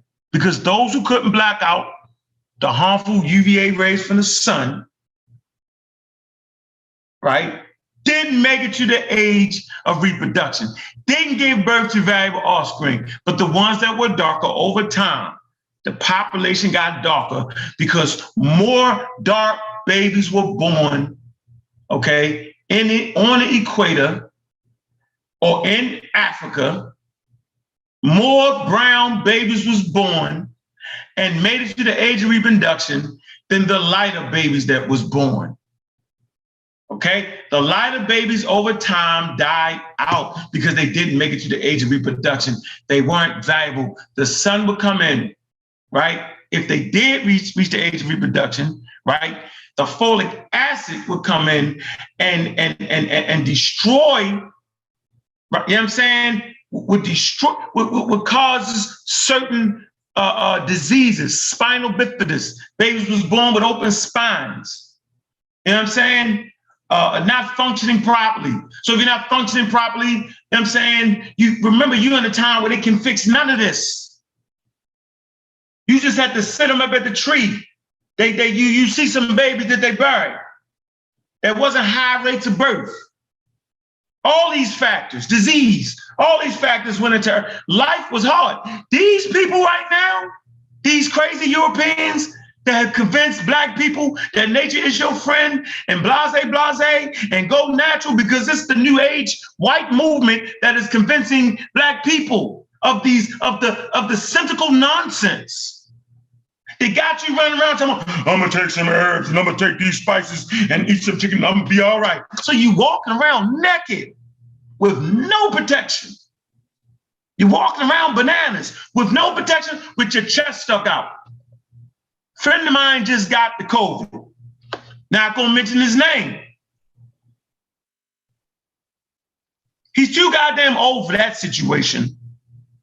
But I told him, this is why I'm not coming around y'all Negro beings, because y'all bugging. Nobody wants to listen. How Ken say it? Ken say, may you continue to beat the odds, something like that. May you continue to beat, yeah, because coronavirus ain't going nowhere. Y'all hate to say it. Just because you ain't get coronavirus yesterday. You have a date with corona. It's coming. You don't know the scheduled appointment. You don't know if she's taking you to dinner or if she's taking you dancing. But you have a date with corona. It's inevitable. It's inevitable. Scientific literacy. We hear things like natural products or organic food as compared to inorganic food. See, scientific literacy allows you to understand where you're being bamboozled and what you have to take for a fact. Chlorinated water is water to drink. Nobody's gonna tell me you're gonna take water from a river because it's natural and it's pure and it's not treated, and drink that and think you're not gonna get some disease. Nature tries to kill you. That's its job. And our job is to survive. Simple. Our job is to survive. And you need to use the tools that are available to you at this point in time. Why would I go look for herbs when I can go into a pharmacy and know exactly what's in that product, the concentration, the active ingredients, and get straight to the point? The willow tree, which Socrates used for pain. To take the willow bark, you need to take 20 liters of the willow bark as compared to half a paracetamol. Let's get serious, people. Let's get serious. Here we go. The soul stuff. We sourced that right here, National Geographic. What are mass extinctions and what causes them? In the last 500 million years, life has had a recovery from 5 catastrophic blows. Are humans dealing the planet a 6th? Yep, we're in the middle of the 6th mass extinction right now, y'all. I say again, we're in the middle of the 6th mass extinction. It says more than 99% of all organisms that have ever lived on Earth are extinct. I'm gonna say this again. More than 99% of all organisms that have ever lived on Earth are extinct. As new species evolve to fit ever-changing ecological niches, remember we spoke of ecological niches, right? Okay, that's how certain ecological niches in North Africa could formulate humans that look a certain way. Watch this. Older species fade away, but the rate of extinction is far from constant. At least a handful of times in the last 500 million years, y'all can't even perceive 500 million. Humans can't perceive their own death. That's why they make a religion saying we're gonna live forever, we're gonna die, come back, we're going to heaven, because you can't perceive your own death. That's why niggas don't get life insurance, because you can't perceive your own death. Nobody wants to die. 500 million years, 75 or more than 90% of all species on Earth have disappeared in a geological blink of an eye. And catastrophes we call mass extinctions. Through mass extinctions, though mass extinctions are deadly, events even open up the planet for new forms of life to emerge. And I'm gonna speak on that. Watch this. Most studied mass extinctions, which mark the boundary between the Cretaceous and the Paleogene periods about 66 million years ago, killed off the Novian dinosaurs and made room, watch this, for mammals and birds to rapidly, watch this, here's that word again, diversify and evolve. This is the point that we was making. Diversity is the key to life. Death on planet Earth feeds life. I'm gonna say this again. Death feeds life. There is no life on planet Earth without death. But they tell you, oh yeah, you life. No, death feeds life on planet Earth. If not for the mass extinction, dinosaurs, mammals wouldn't be able to thrive. And with the thriving of mammals, later on, millions of years later, we get Homo sapiens sapiens, which is a mammal. We know this by the study of evolution. To understand the idea and the proven verifiable fact that death on planet Earth feeds life, you would only have to understand the importance of the relationship between the Black man and the Black woman, between male and female. It's essential in survivability. These relationships are character built and should be based in character and wisdom and understanding of giving birth and rise to valuable offspring, healthy lifestyles, proper diet and exercise, understanding scientific ideas that will allow you to vaccinate the babies as they come into the world. All these things are essential. Homes with males and females raising the babies, other family members taking part in it. It takes a village to raise African people. It takes a village to raise Homo sapiens sapiens. Hey, where you at, Cedric? I'm ready, Hey, something to that. I got to take one quick break. Well, it ain't much to add. I mean, everything Uncle saying is right on point. But I want to go back to the scientific racism. That was what I was referring to yesterday when I was keep asking the question, but what does sub-Saharan mean? In context, why was this point even made? There are people all through there. There are people in the Sahara. Why the distinction? It is based on this racial construct that those are dark and they are the Africans, and up here, the lighter people, and most of these people have a European descent. That was the narrative created at that time. So that's why I have a problem with these things, because I understand scientific racism. But when I put it in the context of what is happening in North Africa, to be more general, right? That is the foundation why this dividing line was created, right? Because again, I understand the diversity of Africa, and I accept that I don't need to look like somebody from Twa tribe to recognize he's an African, just like me, in that context. And when we start to draw these lines as to determine, again, yesterday the term black was talked about. It remains a vague term. Nobody can actually put their finger on it. We embrace it as a cultural identity based on our collective history with regards to being kidnapped off the coast of West Africa. But it means nothing in the larger scope because we are tribal, we identify by tribe.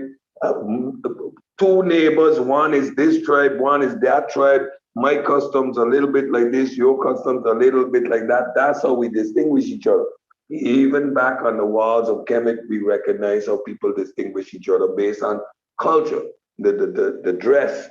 So a group of Egyptians didn't need to have one homogeneous look, but their culture is what made them Egyptian.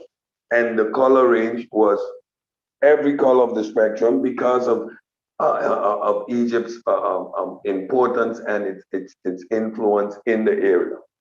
But that was mainly my point when we use terms like Mediterranean to identify Egyptian culture and these things, because there's a history and there's a context behind these words, and it's rooted in scientific racism. I truly appreciate that point that Ang was making. Anybody else on the panel? Chef, you there?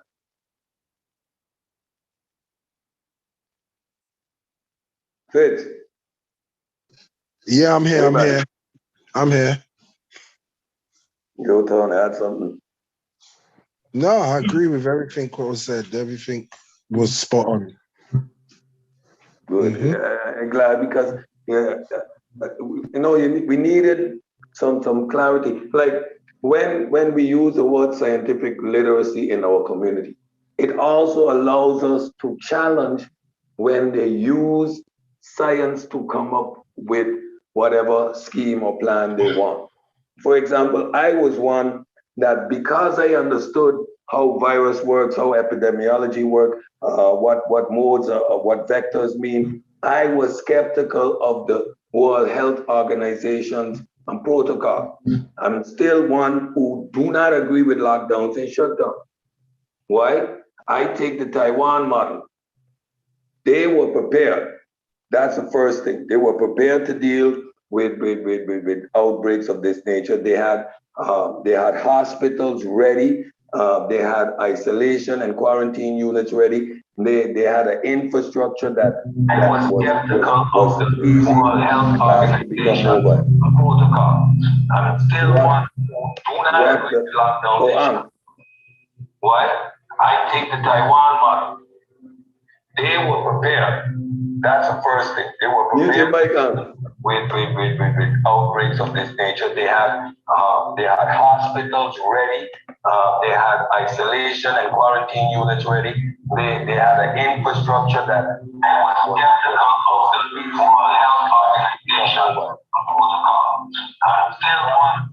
was somebody got to mute that thing out. What was that? Not me. You They were prepared. Hey, you got to mute your thing out, Cedric. You running. No, I'm not. Huh? No, I'm not. You gotta be. You're the only one off the mute. That was you, Cedric. No, it's you, Unc. Your YouTube's open, Unc. You the old man today, Unc. Me? How you talking about, man? Act like that was me. So I was always at a point of Turn it contention. off, Cedric. It was you. Turn it off, Unc. Cedric. It was you, Unc. Don't argue with me. I'm Dr. Ben. All y'all niggas gonna get old one day, yo. Shit, nigga. I ain't old yet, yo, but damn, that's a step closer. When you do that right there, wait, turn it off, Cedric. You unmute yourself. Your thing is playing. It's playing. I forgot. I just put it up to put the link in there. It wasn't. That's a click towards Guinea. Oh, I got to admit it. I got to work on that, bro. I'm gonna take some vitamin D's and C's and zinc. Any of my natural people in the chat room, you know what I'm saying? They got some zinc and elderberry. You know, what's the proper concoction, you know, to stop that? Because that was funny as hell. Don't y'all be laughing at me, yo. Cayenne pepper and cinnamon juice. Oh,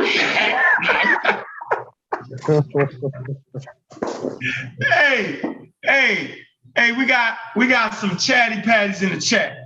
This is a segment of the show. We give out the link and allow the chatty patties. Come on, man, and talk. Come on in. Come in there, talk your talk. Come on in. We got somebody say, hey, evolution, just a belief. Ain't no 500 million. Let me find that comment. I like to read it to y'all. Ain't no 500 million. There was this one dude who said he had all these theories debunked. He debunked them. Here you go right here. Reginald Adams. I'm reading Reginald Adams' statement. Reginald Adams says, through his lenses of ignorance, he says evolution is a belief system, just like a religion. Wasn't nobody back there taking notes on life 500 million years ago? He's right. Hey, Fritz, where you at, Fritz? I'm here. All right, so look, we all gonna take a stab at this. Want me to read it again? No, I heard perfectly what he said. Okay, so let me do this first of all. I'm gonna hit one thing. When you look at me, I'm gonna use myself as an example, yo. I'm actually a storehouse, right? Or should I say a museum of everything that I came from. So if you was to break down and study the human body, you will understand what I came from. Go ahead, Cedric. Okay, first of all, when he makes the last point where no one was there sitting down, writing down stuff, let's give him that much of him being correct. With regards to it being a religion, science and evolution being a religion, a belief, he's absolutely wrong. Now, what he is illustrating is his ignorance to the scientific process. At no point in time does science solely require us to see, smell, touch, and taste. We have developed mechanisms. One of them is anthropology that allows us to look back and understand geological time using geology. Now, when we put those disciplines together, we can paint a picture. That is what we call a scientific theory. Now, add on to the hypothesis that existed before, every generation discovered new and added on to the information that was there before. The fact that we can walk into a museum and physically observe with our own eyes, one of the tools of science, observation. We can observe fossils from the past. We can actually interact with Homo sapien, with Homo erectus. We can actually interact with all of these artifacts. So we know for a fact they existed. Combine that today with carbon dating, with argon dating. Combine that with DNA analysis. We now know that we're no longer talking about an evolutionary tree, but it's more a bush that we're dealing with. We understand these processes based on our ability to use instruments to analyze the past.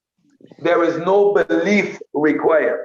The fact that we can continuously change our position based on new information means we're not absolute, as religions tend to be. There is no room for growth when you're dealing with a belief system. So there we make a clear distinction between what belief and what science is. So when you enter the debate without the basic understanding of the vocabulary required, when you say things that illustrate your ignorance, you defeat yourself. We call that a boomerang dagger. Your own words. Do you know what said? As Unc said, the difference is, one, we have objective, tangible evidence. Us, we can study ourselves. That's enough. We've got more than enough there to study ourselves and see where we came from. A belief, you don't have nothing there, but something that is within a human mind. That's the difference. One is tangible, one is subjective to the brain. So yes, the distinction between belief and reality is science affords us the tools to confirm that belief. There is how you distinguish imagination from reality. I got a dog compared to I got a dragon.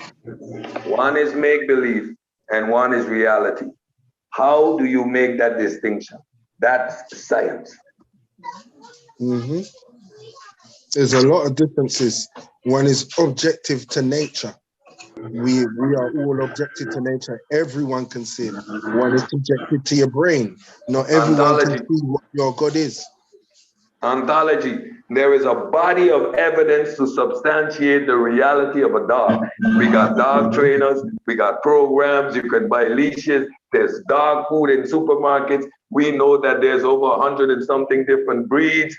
There is evidence to substantiate that point. So it is a fact of reality. Now show me a dragon. Yeah. So, all right, let me bring this on the screen, man. We have one of the fire conversations, man. And you know, hey boy, I see you, Concrete Corey, man. What it do? Pseudo Killer Official. What's up, man? Peace. What's the convo about, man? I missed out, man. You ain't missed out. We went from variations of humans and all that. Then we end up now, it was a question in the chat room saying, why nobody back? He said evolution is just a daggone belief like religion. Why nobody back there taking notes? So we was all giving a stab at that on why you wouldn't need nobody there to take no notes. You want to add something to that? Because I'm about to get into uranium-238. Right, I'm saying that decays into lead-206. But go ahead. Hello? Yeah, and that's absolutely right when you get to the half-life of different isotopes, right? But you ain't even got to go that deep, right? I mean, it's all about forensic science. You know what I'm saying? You can come to the crime scene and reproduce the crime scene, right? They do it every day. So if your brother, your cousin, your best friend got killed, right? And the forensics detectives come in and tell you, well, this is what happened. It was an intruder and this and that and the other. And more than likely, the intruder might have had to have some type of relationship with your kinfolk or your friend or whatever, because there was no forced entry or this, whatever the story may be, right? They can recreate the crime scene. So forensic science is not just used for crime scenes. This is how we get to understand things that happened in the past. We can recreate some things, right? So, you know, when you have enough evidence built up. So, you know, that's just what I wanted to add to it. You know, you don't even really, I mean, it's a good lesson to get into the isotopes and how the half-life and the decay rate of these different isotopes, right? And that's a good conversation, but it ain't even that deep. You know what I'm saying?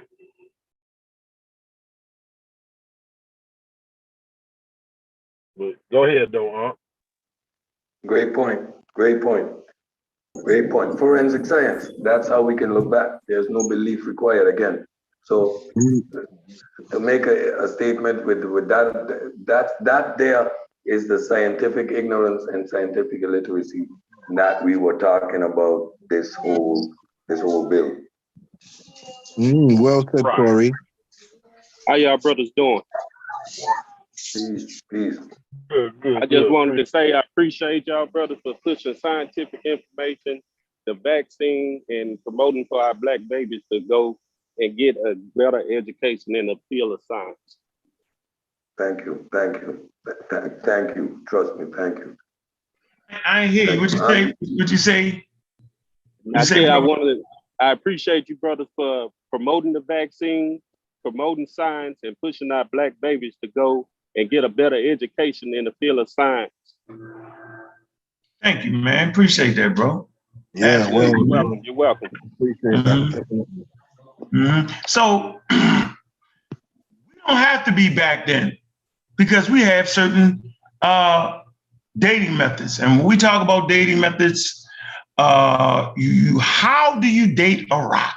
Remember I talked about the hardest course I ever embarked upon was rocks. Rocks will tell you everything about the cosmos, everything about Earth. It's all in the rocks, right? So when you call somebody dumb as a rock, you're really messing it up. You're messing it up. Don't say they dumb as a rock, right? Because rocks are essential into understanding the world around us. So when we talk about rocks, we talk about igneous rocks. You got igneous rocks and sediment rocks. Let's just talk about the igneous rocks, right? From the Greek word dealing with molten lava. Let's talk about that. Let's talk about sediment rocks. There's the sediments where you find fossils at. See, I'm answering the question of we wasn't back there, but some of them fossils were. So those fossils settle in sediments, right? But you can't date sediments, okay? But you can date the igneous rocks because the clock starts when the rocks start to harden.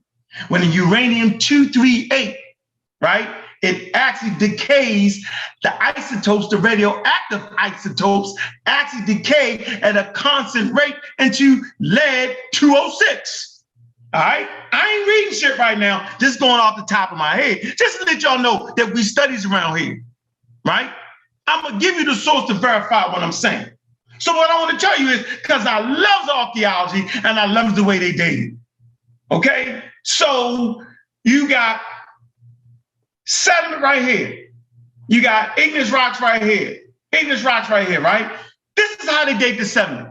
They date the layer above the sediment and they date the layer below it with the igneous rocks. And they see, once you know that the quote unquote half-life, okay, that decay rate, then you get the 1/4, the 1/3, the 2/3, you can get a valuable date. So whenever they dating a quote unquote archaeological site or dating fossils, you know what I'm saying? They take several dates and they divide it up, you know what I'm saying, to get a constant number. You know, like they do your credit score, you may have a 750, a 695, and a census, and they put them three numbers together to give you your rate. You know what I'm saying? What your score is overall. That's the same way they do. The different methods come in. So let me give you a source for this, right? Let me show you. This is what we love. We love to do this right here. This is the fun part. This is when it's fun. This is when it's fun to answer a question. I appreciate the question. So right here, uranium-238 to lead-206. It's an example of uranium-238, which decays in a series of steps into lead-206, can be used for establishing the age of rocks, right? An approximate age of the oldest rocks on Earth, since uranium-238 has a half-life of 4.5 billion years, it takes that amount of time for half of the uranium-238 to decay into Pb-206. That's lead-206. Let me actually click the source right here for you. And y'all can actually read up on it, right? Use your cell phone to actually click on that. There you go right there. All right? It's all right here, y'all. For the listening audience right here. All right? So I talked about the sediments, right? And how the sediments actually is where they find fossils are, where they find the fossils. All right, but they gotta measure the age of the rocks above it and below it. Okay, because there's a rate of decay that they're looking at. There you go. Their source will be, this is, man, chemistry, liberal text, radioactive decay. This is something y'all should read. See, brother, once you read this, you'll get it, that we don't have to be there. We don't have to be there, but the rocks are there, and they give up the ghost, as they say. And they give up the ghost, they give up the dates. That's why we don't got to be there. We don't got to be there because the rocks were there. And if the rocks were there, and if fossils are found in those sediments, then the rocks are actually taking notes. No, that probably went over some of y'all head. Storing information. It's storing information. Once you understand how to get the information that is stored over time, then you can make a determination whether herbs work, right? And see, we know is science. It's science. We know our herbs don't work. There. Not because they're particularly bad for you, no, but because over time, humans have learned. The Egyptians didn't know. The Egyptians were the masters of the herbs, but they were subjected to the forces of viruses and bacteria. Okay? Stop taking our people back to the time of the Egyptians. Y'all not even, at least they was experts at it. Y'all not even experts. Y'all haven't even developed a method around it. Okay, y'all just talk, y'all remember this, and your knee bone's connected to your ankle bone. Y'all do all that and then tell somebody and they mess around and get sick and got to go to the very place that y'all claim y'all against. I'm gonna say this again. When you fight with the herbs and spices, there's a definition for it. It's called, what is it called? It's called therapeutics. When I talk about therapeutics, what are we talking about? What are we talking about, Cedric? Vaccines, preventive medicine, not therapeutics, preventative medicine, vaccines, before you get sick. Now, if I can prevent you from getting sick, to use an old additive, 1 ounce of prevention is worth a pound of cure. So tomorrow, speaking of that, Friday, right? We're gonna have that book is going live for real. All right. What COVID-19, right? What's the damn title? What SARS? What COVID-19? Taught me. Science with Sean. Damn, boy, I'm messing up, Sean. Hey, Sean, don't get mad, bro. I got a lot of books flying in my head, bro. Okay, don't you do it. I don't want to get a text message. Somebody mess up the title. I don't want to hear that. We're gonna be here Friday, though. Okay. What COVID-19 taught me. Yeah. See, somebody got it. Yeah, what COVID-19 taught me. Yeah, so we're gonna be going over that book a little bit. We want to shout out the boy Sean, the brother Sean, man. Great family, man, great father, and just we appreciate that work being introduced into the ecology of the intelligent family. We appreciate that. And so we doing that book release party is gonna be a party, man. And man, I hope y'all come in and join it Friday at about 8. I'll put the flyer out, man. We're gonna be talking about if any of y'all got the book already, man, read something, man. We talk about the first chapter, something, man. Let Sean explain it, his experiences, man. And I still say the best part of the book is the damn forward. You know what I mean? Somebody named God Killer wrote. Nah, I'm joking, man. But yeah, man. So yeah, we definitely doing that. And so we just talked about preventative, preventative, and therapeutic after the fact. So you're gonna get these anti-vaxxers talking about this new pill that's coming out. It's trying to get an EUA, emergency use authorization. Merck, right? What's the name? I forget the name. Do you know the name of the pill? Nope. Okay, it's a pill, right? But the pill is a therapeutic. But then you would ask yourself, why would an anti-vaxxer go with a pill when it has to go through the same governing body? That it doesn't make sense. Just like it never makes sense with Rizza Islam, and we calls Rizza Islam out constantly because he's one of the 14 that has put out misinformation. No, the 12, the funky Dirty 12. Dozen. The Dirty He's Dozen. one of them. He's the one black guy. Yes, he's recognized as the one black guy in that Dirty Dozen. The Dirty Rizza Dozen. And he was trained by white people, all right? Not educated white people, but misinformed white people. So watch this, y'all. Every time you see him on a program and he mentions the CDC, he's straight retarded. It makes no sense. Why am I saying this? You can't cherry pick the CDC website, right, on vaccines because the CDC, right, informs and instructs us that vaccines are, one, safe, right? And the coronavirus is a vaccine preventable disease. So whatever he's telling you, he's taking it out of context. Because no matter what they say, at the end of the day, they're trying to tell you, right, that these vaccines will help prevent the disease, COVID-19, at a very high level. As a matter of fact, the mRNA vaccine by Moderna, it's working so well that they're not even going to approve a third shot for that. That's how good that's working. Spaced it out more. Doses was a little higher.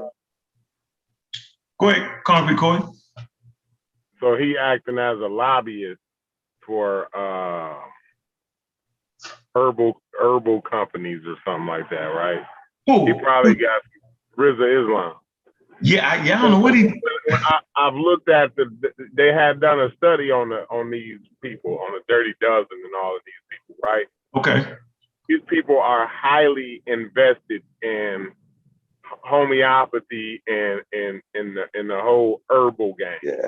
Yes. Right. So the herbs and the spices that are being sold, they are highly invested in these different the garlic and oregano and all the rest of the, you know what I'm saying? All the rest of the, you know what I'm saying? Mm-hmm. Like they highly invested in this homeopathy, you know what I'm saying? And so him doing what he doing, right, being an anti-vaxxer, really what an anti-vaxxer is, a lobbyist for herbalists. They just being a lobbyist for herbalists, a marketer. They're doing marketing for herbs. You know, there's no other reason to be a anti-vaxxer. You know what I'm saying? There's no other reason in the world that I could think of. And I've been thinking, and they done investigations on it, and it all seemed plain and simple. Like when you get down to the bottom of it, like there's no other reason to be an anti-vaxxer other than to be promoting herbs and spices, homeopathy. And that's what they all do. Yep. That's what they all end up doing. Because the question is going to come from either someone who opposes them or someone who actually listen to them. The question is going to come, then what? Oh, you need to go to this website. Try this product. Buy that. You better use this. This is going to build your immune system. Then that conversation starts. It's all part of a scheme. It's all part of this holistic, homeopathic, natural medicine, natural cures, oils, aromatherapy. That whole industry is all behind this anti-vax nonsense. And you know, a lot of times, like when you do the digging on it, right? A lot of times, you know, these homeopathic remedies or whatever, like it be so phony, like they can't even get, you know, they can't even do a test on it. Look, like, bro, we can't even test what you say it was gonna do because that's how phony. Like they can't even. The foundation of it makes no sense. Yeah, the idea that I'm going to put microparticles of this stuff in you, and it's micro because we can't even measure it. It's diluted to the point that it's non-existent. but now your body is naturally going to incorporate these micro elements, which is going to prevent bullshit. Yeah. I Said, mean, you know what? when you're able to actually read and actually see what it's really all about, you know, you see these people. It's just, you know, the FDA and these people and those type of Bodies. Those type of checkpoint people like that. They like, bro, we can't even run a test on this bullshit. You know what I'm saying? Like, we can't even check the shit. So let alone, you know what I mean? There was this one fad where people were selling chlorinated water. Hear me good. Chlorinated water. That's tap water. Your water, tap water is chlorinated. You know what I'm saying? That's my point. But they were telling you that this is chlorinated water because the concentration of sodium chloride is higher than in natural water, and these extra chlorine ions are going to have a positive effect. Said, do you know what it is, said? It's disingenuous on so many levels because, as you said, we know vaccines are preventative. Yeah, what they're selling is a cure. Yeah, for one. And we know it, even though we're not against herbs and things like that, because we have to make them know that this is not a preventative. Anything they're selling, it cannot prevent nothing. It's barely a cure for everybody. And then when we go up against it, it makes us look like we're against them things, people taking them things which you should take. And that's the problem there. It's so disingenuous on so many levels. I'm a Caribbean man. So every morning. Great point. Yeah. I'm a Caribbean man. Every morning I go outside and I take my bush and I make tea. Bush tea.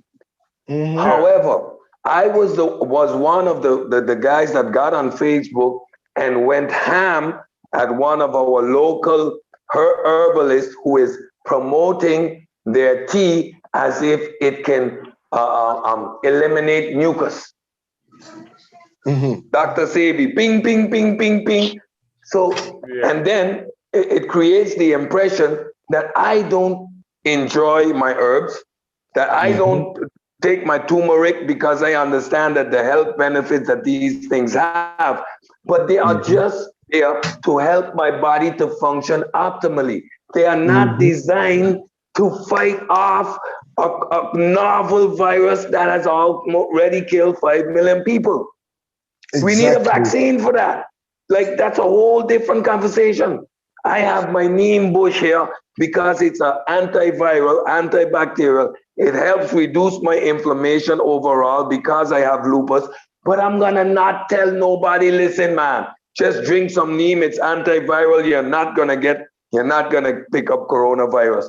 That would be ridiculous. That would be irresponsible and ridiculous. So it's not as if I'm anti-herbs, but at this moment in time, when we engage in the battle, I am not giving any room for any misconceptions about that. So if you think at this point I'm anti-herbs, we're gonna fix that after the virus, right? Because you're gonna see me drinking my tea and ask me what that is. That's some bush from outside. Yeah, it's just herbs. Corey, you was gonna say something? Yeah, I was just gonna say that Fitz had made a great point because they try to make us anti-herb. You know what I'm saying? Because we pro-vaccination, you know, which is a fallacy. You know what I'm saying? And it creates a false dichotomy where it's either you pro-vaccine or pro-vaccine and anti-herb or pro-herb and anti-vaccine. You know, that's a false dichotomy that the people set up. And when you give them leeway, like I said the other day, you give a motherfucker an inch, right? They take a mile, right? So the benefit when you talk about the benefits of the herbs, or like my man said, he drink his teas, his bush teas, and different things like that, and he understands the benefits that come out of those different things, right? But you know, when you say, okay, I benefited off of that, and that it does have some health benefits, right? They run off with it, like as if, you know what I'm saying? You saying it really gives a cure or something like that. Corey, you know, that's the problem.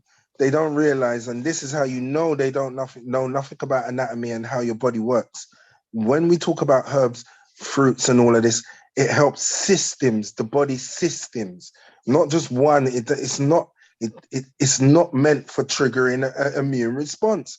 We keep saying this. I've said this word so many times. I don't know. I must say it in my sleep. It's not the same. When you take herbs, spices, and all of these things, it helps all the body systems. You know, your eyesight, these things, your immune system. It doesn't just go to one place. It's not designed to go and attack something because it's not seen as anything bad. They're not bad things for your body.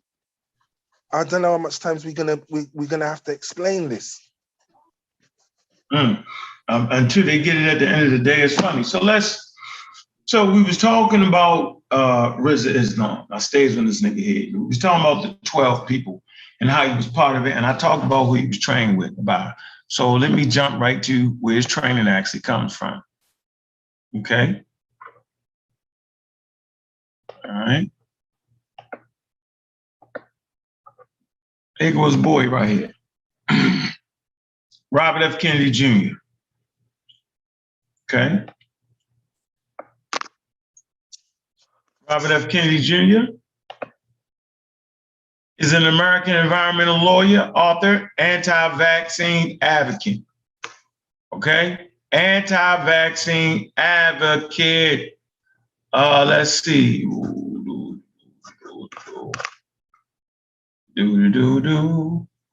When you start hearing these claims from Rizza Islam about autism and vaccines, he gets it from this guy. They say Kennedy is the chairman of the Children's Health Defense, right? And we're going to talk about that for a minute.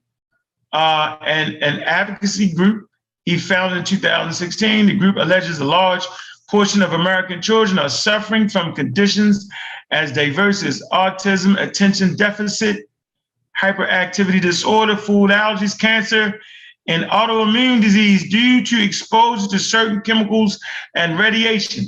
It says the Children's Health Defense has blamed and campaigned against vaccines, fluoridation of drinking water. What is this word? Paracetamol. Am I saying it right? Paracetamol. What is that? Aluminum, wireless communication, okay, and others.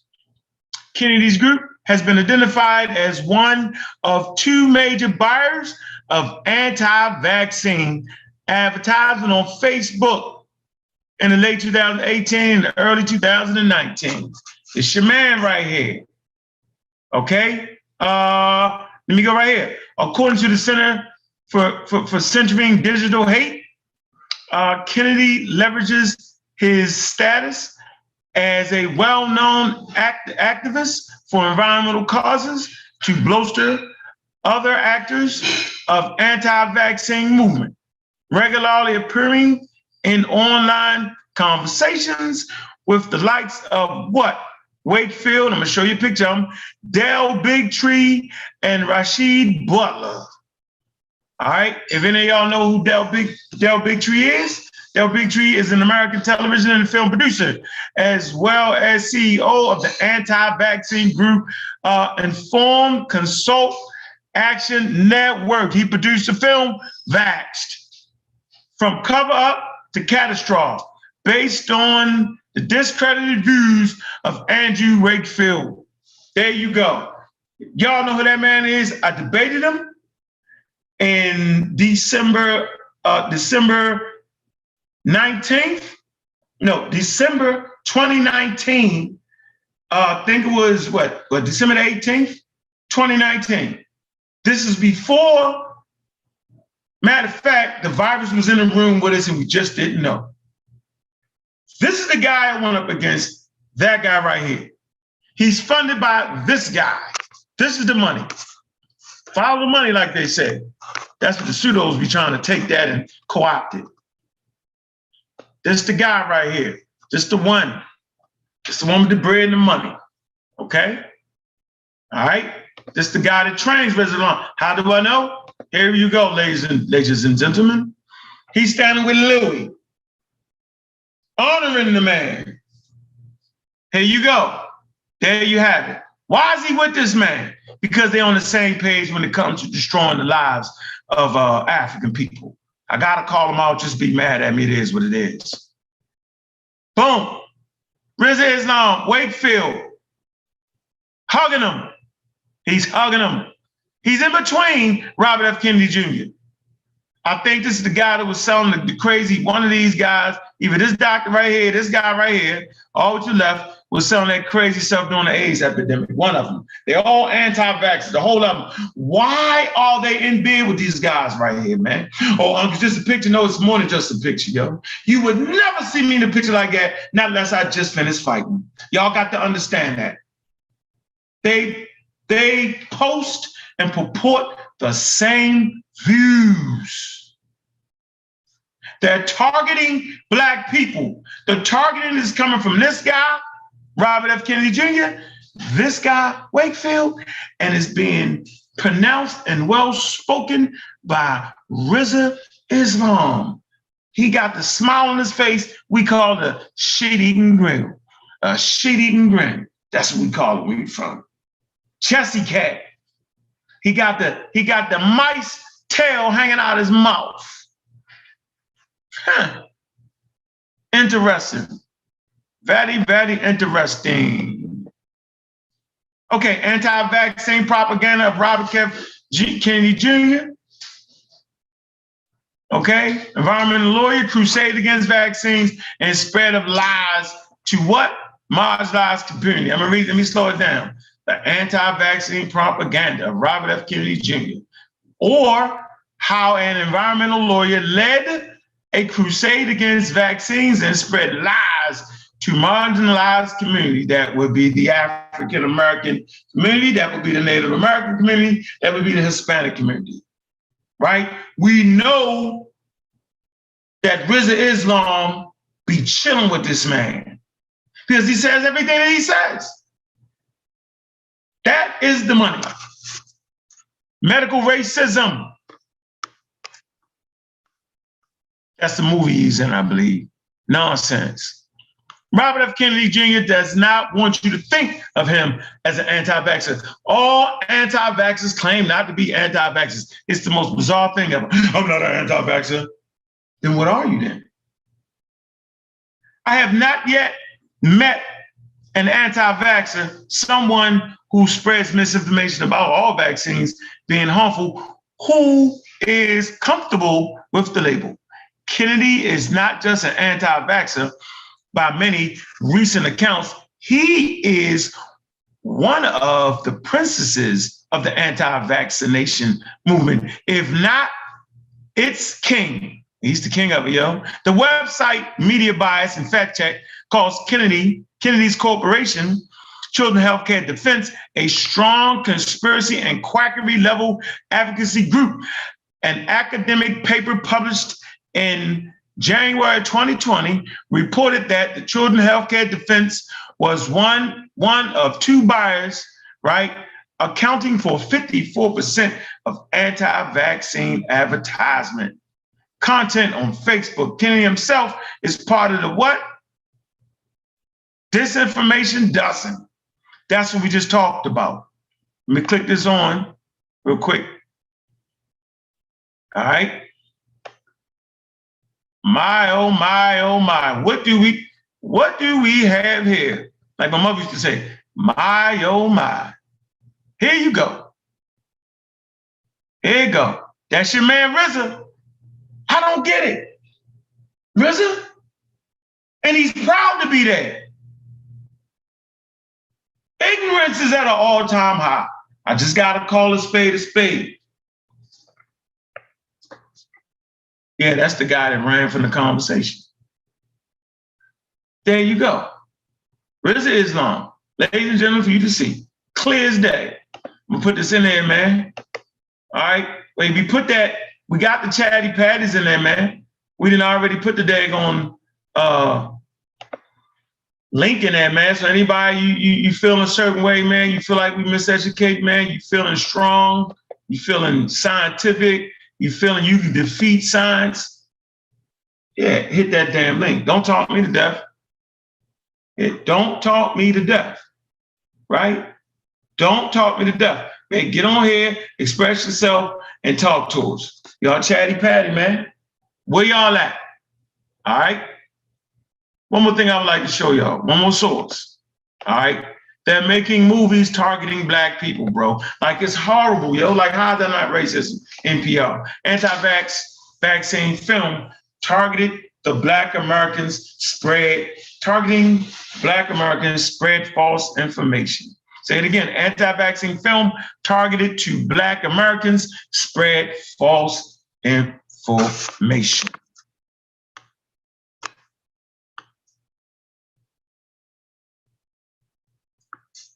Put the source in there for y'all, man. I ain't gonna read through all that. I don't want to bog y'all down. So this your time to call in, man. Man, you just want to call in and say what's up. Hit the link, right? Yeah, I mean, and you know, we just appreciate everybody at this point. You know, so it's clear for me why people supporting the wholesale spread of a virus, right, should be marked and targeted for being who they really are. Like, it's just amazing, man. You know, so, you know, I don't just talk about people to talk about people, okay? I don't just call a person treason for no reason, all right? It's just amazing how those people get popularized. I understand how he gets popularized, because he's brilliant in the disinformation and in the misinformation. He's brilliant at that. He's so brilliant that platforms that actually advocates vaccines have him on there thinking that they can have a conversation with him, but you can't have a cordial conversation with him. You got to have a strict, combat everything he says type of conversation. Say what you're gonna say, Rizza. Put the nigga on the clock like this. All right, you just talk for 3 minutes, give me my 3 minutes. And while you're doing it, you have somebody taking notes. Bop, bop, bop, bop, bop, bop, bop, bop, bop, bop. And then you finish his ass off. You can't be smiling, beguiling, and all that, because at this point, he's an enemy to our health.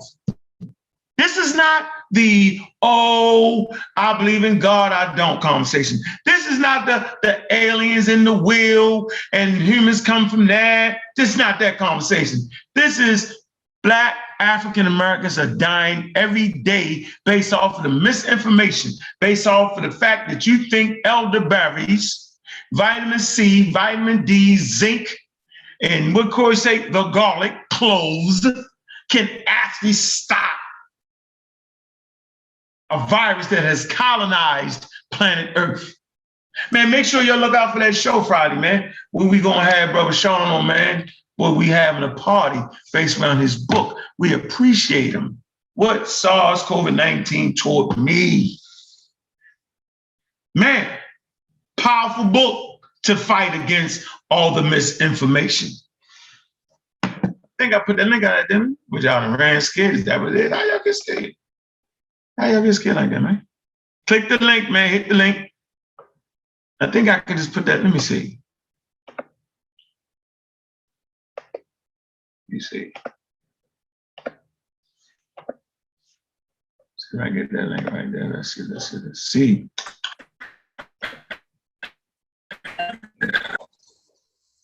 Can't hear you. What you say? I can't hear you. Right, you know, in the pandemic. Oh, man. Yeah, yo, it's crazy, yo. Yeah, your phone getting out.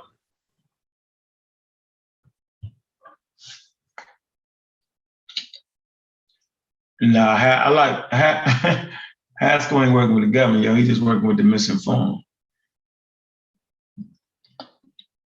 Hey, American Dream. Yeah, we already said it, yo. We SWAT, nigga. We ain't agents. We SWAT. Yeah, where you at? American Dream, man. Go ahead, man. I put the link in there for you, man. Hit that link, bro. Don't be chatty pat. That's what gets you put out, is running your mouth in the chat and not having the heart to get on. Well, not at least give us a good reason why I'm at work, yo. I can't do it. All right, then you can get away with it. But don't be in there talking about, yo, watch this. Let me read this. I'm all in the motherfucking peanut gallery. He says, American Dream says, the pseudo killers are vaccine agents. Nope. Pseudo killers. SWAT. We SWAT, yo. We coming shooting vaccines. Boop, boop, boop, boop, boop. Coming around the corner. Boop, boop, boop, boop. Anybody in the line of sight getting vaccinated? Where's Chef? Boop, boop, boop, boop. Stick your head up. Boop, boop. He ain't home. That's funny. He ain't home. I don't see how. We've always said it's up to you. We just give you the information, the right information. No one's telling you to do whatever you don't want to do. I've always been one who said, I'm going to continue to educate. Mandates, enforcing people is going to have a negative effect, especially for the small group that remain ignorant. So I am always going to be about education. But you know what the problem is? Whenever science is dealing with anti-science, we're delving into the realm of belief. And people tend to identify themselves with what they believe.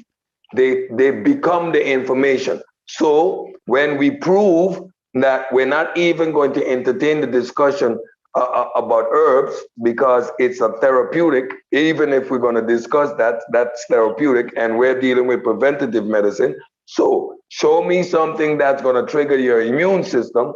Now that affects them personally. So we become agents, we are frauds, we work for these companies, and all it is information. Now, whatever you want to do with it, go ahead. But everywhere they look, they realize that who's dying? Unvaccinated folks. The hospital is full of unvaccinated folks. Yeah, that's real. Me sitting right here, immune compromised, got my vaccine, had my dance with Corona, and I didn't skip a beat. I was ill. I had a headache. I had flu-like symptoms. I had a diarrhea for 2 days, sore throat, but that's about it. And I'm immune compromised. I have lupus, so I'm high risk. That's one of the reasons why I got infected, because of a compromised immune system. Gotcha. However, I'm here to have the conversation though. Yeah, appreciate that. I was infected, but I didn't get the disease. Appreciate that too. So let me ask you a question. A new university. First of all, American Dream said he at work. All right, man, I respect that, bro. Because I was about to kick your ass out the chat. Because here's the rule of the show, right? Like, we working hard and diligently to allow people to come on and say their piece. No cutting them off, no nothing. Not unless you that asshole nut over there. I ain't gonna mention his name because he ain't worthy of getting his name mentioned ever again, right? But, you know, for the brothers in the chat that's throwing their ideas out there, don't, you know what I'm saying? Don't kick them out. Let them say what they want to say, right? But then once you say it, you got to come on and back that up. We're not going to have the hide guy in the back room syndrome going on. You hide and throw the rock outside. No. But since you're at work, yo, we respect that. Okay, so now, new university. What video is it you want us to watch in the back chat? So I'll let you know if I want to watch a video. Are you pro-vax or are you against vaccines? Answer that question and I'll let you know whether I want to watch some damn video with you. And the question coming from American Dream is, do you support mandates? So let me start with you, Fritz. Fritz, do you support the mandates? Yes, I do. Okay, one for Fritz. Cedric, do you support the mandates? No, I don't. Okay. Let me substantiate. Can I substantiate why? No, you can come back after that. Okay, Chef, good. you support the mandates. Chef working. Okay? Okay, good. And for me, I support the mandates. Chef, I know Chef say, yo, lock their ass up and give them the vaccine. Yeah. He said, kick He their door support the in mandate. and vaccinate them up and get it over with. So he go farther than the mandate. He downright force. He downright force him. So go ahead, Cedric. Why don't you support the mandates? What are you saying? What's your The point? reason I don't support the mandates, simple. At this point, it would have no major benefits overall. Every day people are still getting vaccinated. Every day people are still getting infected. Of those that get infected, 90% of them are going to be okay and have acquired an immune response. The 10% that remains at this point, from a public health perspective, it doesn't affect the greater population. So to go through the whole process of mandating people, it's a cumbersome process and it's a waste of time. But I'm saying that from a policy perspective also. When I talk like this is when I got my policy development hat on. I'm sitting in my chair as a public health policy developer. Where are we going? How is government's involvement going to be a benefit or disadvantage? And I don't see the advantages of mandating the vaccine based on the fact that it's endemic and once infected, we have an acquired immune response. Yeah, I don't agree with none of that shit you just said. You're talking crazy. You know, we've been arguing about this all week. I don't agree with that. Oh, because the endemic. Nah, nope, I don't agree with you. I don't agree with you. I don't. Nope, because I think the vaccine is valuable and people just catching it should never be an option, Mr. Cedric, because we know there are side effects. There are crazy effects based off of that, like the young brothers having erectile dysfunction, like having kidney problems, like having heart problems, like having lung problems. So I'm not advocating anybody just fucking catch it. So just like in schools, that vaccines are mandated for children to go to school, yo. So I'm with that. All right, I'm with that. I'm not with the not letting the person say they want to say out their mouth though. I think that's a slippery slope.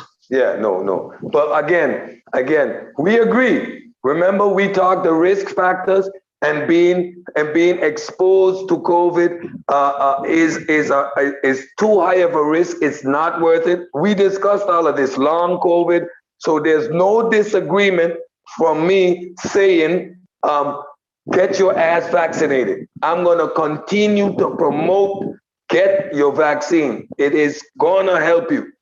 But to take it to that next step and mandate it, and again, when we're not taking into consideration that natural immunity exists, so you're mandating people who were naturally infected, understand that they have acquired an immune system, immune response, you're mandating them to get the vaccine. These are the things that fuel the unnecessary conspiracy theories. Now, so I know I have an immune response. You're still forcing me to take the vaccine. It's going to create more friction than it's going to solve a problem. Again, I promote get your butt vaccinated. Do not get naturally infected. The risk is too great. We don't know the long-term effects of long COVID. We're seeing signs of erectile dysfunction. The virus is living in the brain. It's causing brain fog. Vaccines are your best option. Mandating though, Said, we've seen what not mandating has done. We didn't mandate, and look what it's led to. Look how much variance we've had. And that's the problem. That's the only reason why I agree with mandating. It will lead to more problems. People are not listening. And look how much variance we've had. Look, the number is getting smaller and smaller and smaller. So at the point that we're doing these mandates, especially if you take into account those already naturally infected, for example, in England, how much people would you actually be mandating them?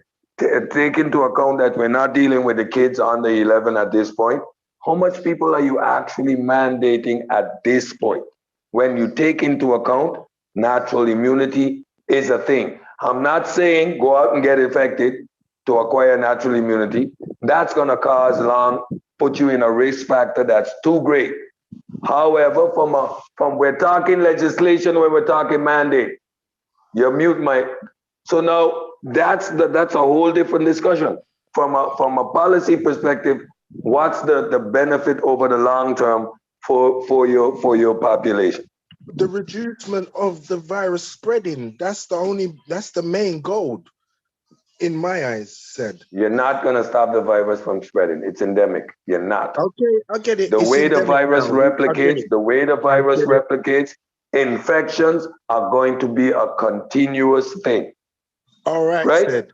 But if we try to stop the spread, don't you think it will stop these stop the spread? We're not having that discussion anymore. We can't stop the spread. Stopping. We're not doing that. We're preventing the development of disease. Hold on, Cedric. At this point, we want a goddamn source. Hell with that shit. Hey, Chef. Hey, Chef. Play the police. They call it the vaccine police. Play our theme. There ain't no source. We're talking policy development here. So there ain't no source. There ain't no source that mandating the vaccine or help nothing either. No, but Said, the difference is. Oh, everybody freeze for a minute. Everybody freeze. Go ahead, play that one more time, Chef. 7-9 Adam, this is Central BCC. Multiple SWAT units responding code 3 to CP at 127th and Adelaide. Barricade situation.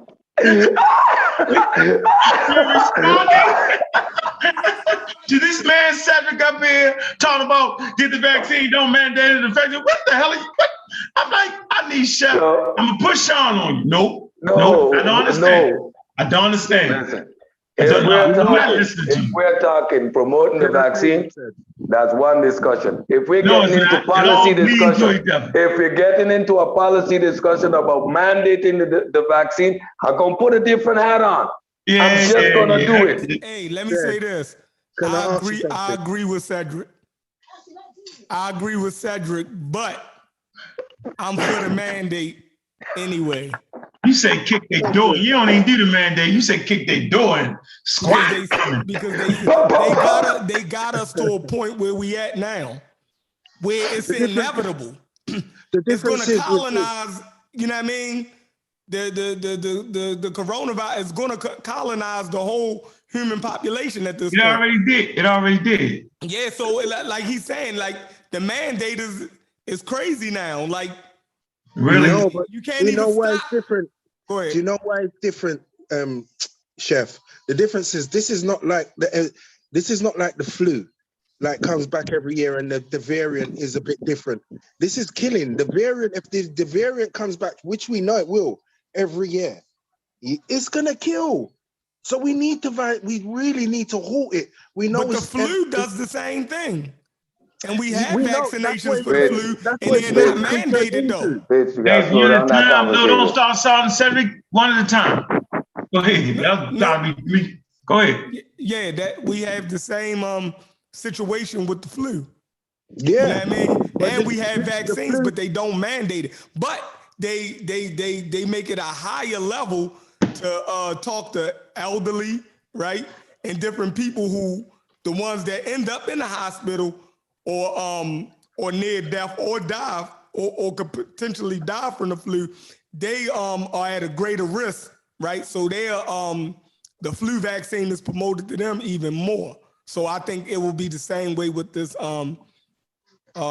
SARS-CoV-2 situation. The difference is with this SARS, the variants are more vicious. It's completely different from the flu. Sometimes we don't know that though all the way. Yeah, they do, yo. No, it could be variants that come along that ain't as harmful. Like so. They're variants. Every time the virus mutate, a variant appears. What we're talking about is the few variants that become dominant. And now we're dealing with the Delta, so now we're registered the 4th variant that has become dominant. The contagion factor is higher, but the death rate isn't. Exactly. Right? So let's put some things into perspective. The virus becoming endemic because of the way and the area it proliferates. It starts and it remains in the mucous system. Your body's defense system allows you to not develop the disease, but we ain't stopping the spread of this virus anymore. The reason why I say that, the reason why they're mandating that is because of this, because of the variants and the way they mutate so quick. Source up. Now that you can source up. All right, said. I'm no, listen to Cedric. Cedric ain't gave you a source yet. Don't make him show you a source before he show his damn source. He is giving a hard factual reason why they're mandating the vaccine. And I disagree with that point because you're not going to stop variants by vaccines. Why? Because the infection rate is not affected by the vaccine. Okay. So the virus is going to continue to infect people and it's going to continue to mutate just as all coronaviruses does and just as all flu viruses do. But then are you not saying that if a lot of people were more vaccinated, it wouldn't stop the spread more? Man, don't listen to him. He's just saying anything. Where the source at, Cedric? Tired of hearing that. Tired of hearing that. I heard that for 3 weeks, Cedric. 3 weeks. So this is what we're gonna do. Hold on, this is what we're gonna do. What is it? So put endemic virus. Pull it up. No. Endemic virus. No, hold on. What we want to do is, since we got you on the firing squad for that point, we want you to say that with your saying real slow. I'm gonna go into the R0 numbers, right? I'm gonna put that out there. Okay, with the R0, I'm gonna explain what the R0 number is to tell you where it is. And I don't like that statement Chef made about, oh, it's like the flu. I don't like that. That's a little bit bananas. And I don't like it. Ain't nothing like the flu. Right. It's I don't like coronavirus. It's gonna behave. Hold on for a minute, Sean. Don't pull out the thermonuclear weapon yet. I want the coronavirus. How you say it? Thermonuclear weapon. Hold on. Sean on here. Hold on. We got another SWAT member. It's the 79 Adam. This is Central BCC. Multiple SWAT units responding code 3 to CP at 127th and Adelaide. Barricade situation. We coming to get you, Cedric. We coming. Come, let's go. Go ahead and explain your point. Hold on. We're not gonna cut you off. Good. We want to hear the shit you've been saying for the last 3 weeks. Good. You got the stage, bro. Let's go. At this point, we understand the coronavirus, this one, COVID SARS-2, is on its way, if not has already become endemic. That was the prediction from the first time it came out. It was going to be the 5th wave, the 5th common cold, the 5th coronavirus. As people get infected, novel, because of it being novel, we see the high death rates, right? And what is high death rates? 2% overall? Good. We developed the vaccine. Fact of the matter is we didn't know if humans were developing immunity towards this virus. We were talking about reinfections. We were talking about that the virus wasn't completely out, so people didn't actually get reinfected. We didn't know. Now we know we have an immune response. If you were infected and subsequently you got better. We know the vaccines and what it does. These are just hard facts. We're not talking about herd immunity anymore. We're not talking about virus eradication. We know it's endemic. What does endemic mean? It's not going nowhere. It's going to remain in your population. It's going to remain circulating. As was the case with the last 4 coronaviruses, the 78 adenovector viruses, and the 6 flu viruses that we deal with all the time. That's my point. Yeah, I don't even understand what the hell you just say. Maybe, Sean, you cleared it up. It still didn't register as making any sense to me. Y'all just got beat up. I agree with him. But he's still that doesn't make it right. on your mandatory, the mandatory vaccines. No, we're not listening to that. It doesn't explain that. I'm smelling misinformation. I don't like the talking about the flu and the coronavirus. It's two goddamn separate things. What did you just let? How about this? Just go ahead and let the small I could have left the conversation right by the fifth, that the fact that this is the fifth wave. The fifth coronavirus that we are going to deal with consistently. We have already been dealing with 4. This is the 5th wave. So now we have a 5th wave to deal with. So it's becoming endemic. It's endemic, right? The waves are irrelevant because another wave can happen in 2 weeks from now. So we're dealing with the 5th one, right? No, you got to know. No, hold on, whoa. Cedric, we ain't doing that. Cedric, you got to talk. Cedric, Deshaun, get it all out. All right. We let you get your whole spill out. Yeah, you ran out of bullets. Go ahead. The 5th wave is the death. But go ahead, Sean, because the 5th wave. Go ahead, Sean. First of all, this is new for everybody. This is novel. So we can't predict when we're going to come out of a pandemic and go into an endemic phase. Right? Stop, Sean, stop. That's a point. That's a checkmate point right there. Boom. No, it's not. Checkmate. We can't predict when we get in. Go ahead, Sean. Got one good point right there. Go ahead, Sean. No, it's not. But okay, go ahead. Yeah, you can refute it later. Go ahead. All right. So we can't predict when we will come out of a pandemic and go into an endemic phase. We can assume, based on previous history and research with other viruses and how they emerged. However, COVID has not acted like other viruses. Therefore, it shouldn't be compared to other members of the coronavirus family. This has brought upon new knowledge. When Delta emerged as the predominant variant in the United States specifically, when it emerged as the dominant variant, the world, the epidemiologists, virologists, and immunologists had to reconsider all their data. That means that coming to an endemic was more or less put on the back burner, meaning they increased the number of people that needed to be vaccinated in order to achieve a sustainable amount of what's transpiring. Now, good news is that the vaccine reduction of hospitalizations and deaths, that remained prominent. So they gave and inspired hope. But we still have natural immunity. We still have this threat of, or this thought of, so-called quote unquote natural immunity and what it may help bring. So they're trying to say, if we continue to vaccinate enough people, if we continue to do other things, then we could bring it to an endemic. But to say that we are in one, or predicting that we are in one because of a wave decrease, would be scarce, because they thought that this was going into that phase before the 5th wave, because they were trying to predict things, and that didn't occur. A whole new wave came about. People are at football games. People are at soon to be indoors at basketball games and all of these things. And then the transmission rate could spike again. We can't say, we do know we're dealing with the most transmissible, as of right now, the most transmissible variant, which is Delta.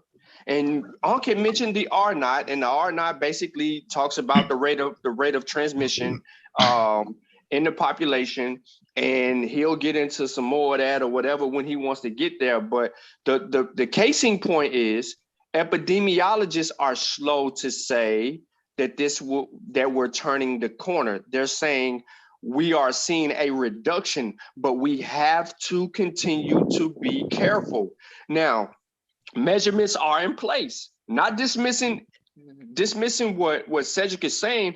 The truth of the matter is, it's unfair to conclude, meaning that We don't know. It's all new. This thing can turn around and a situation can occur, and next thing you know, you got a whole bunch of people fall out the sky for some particular reason, or because the dang on virus has adapted now due to the Delta variant, and a new variant emerges and it becomes more transmissible.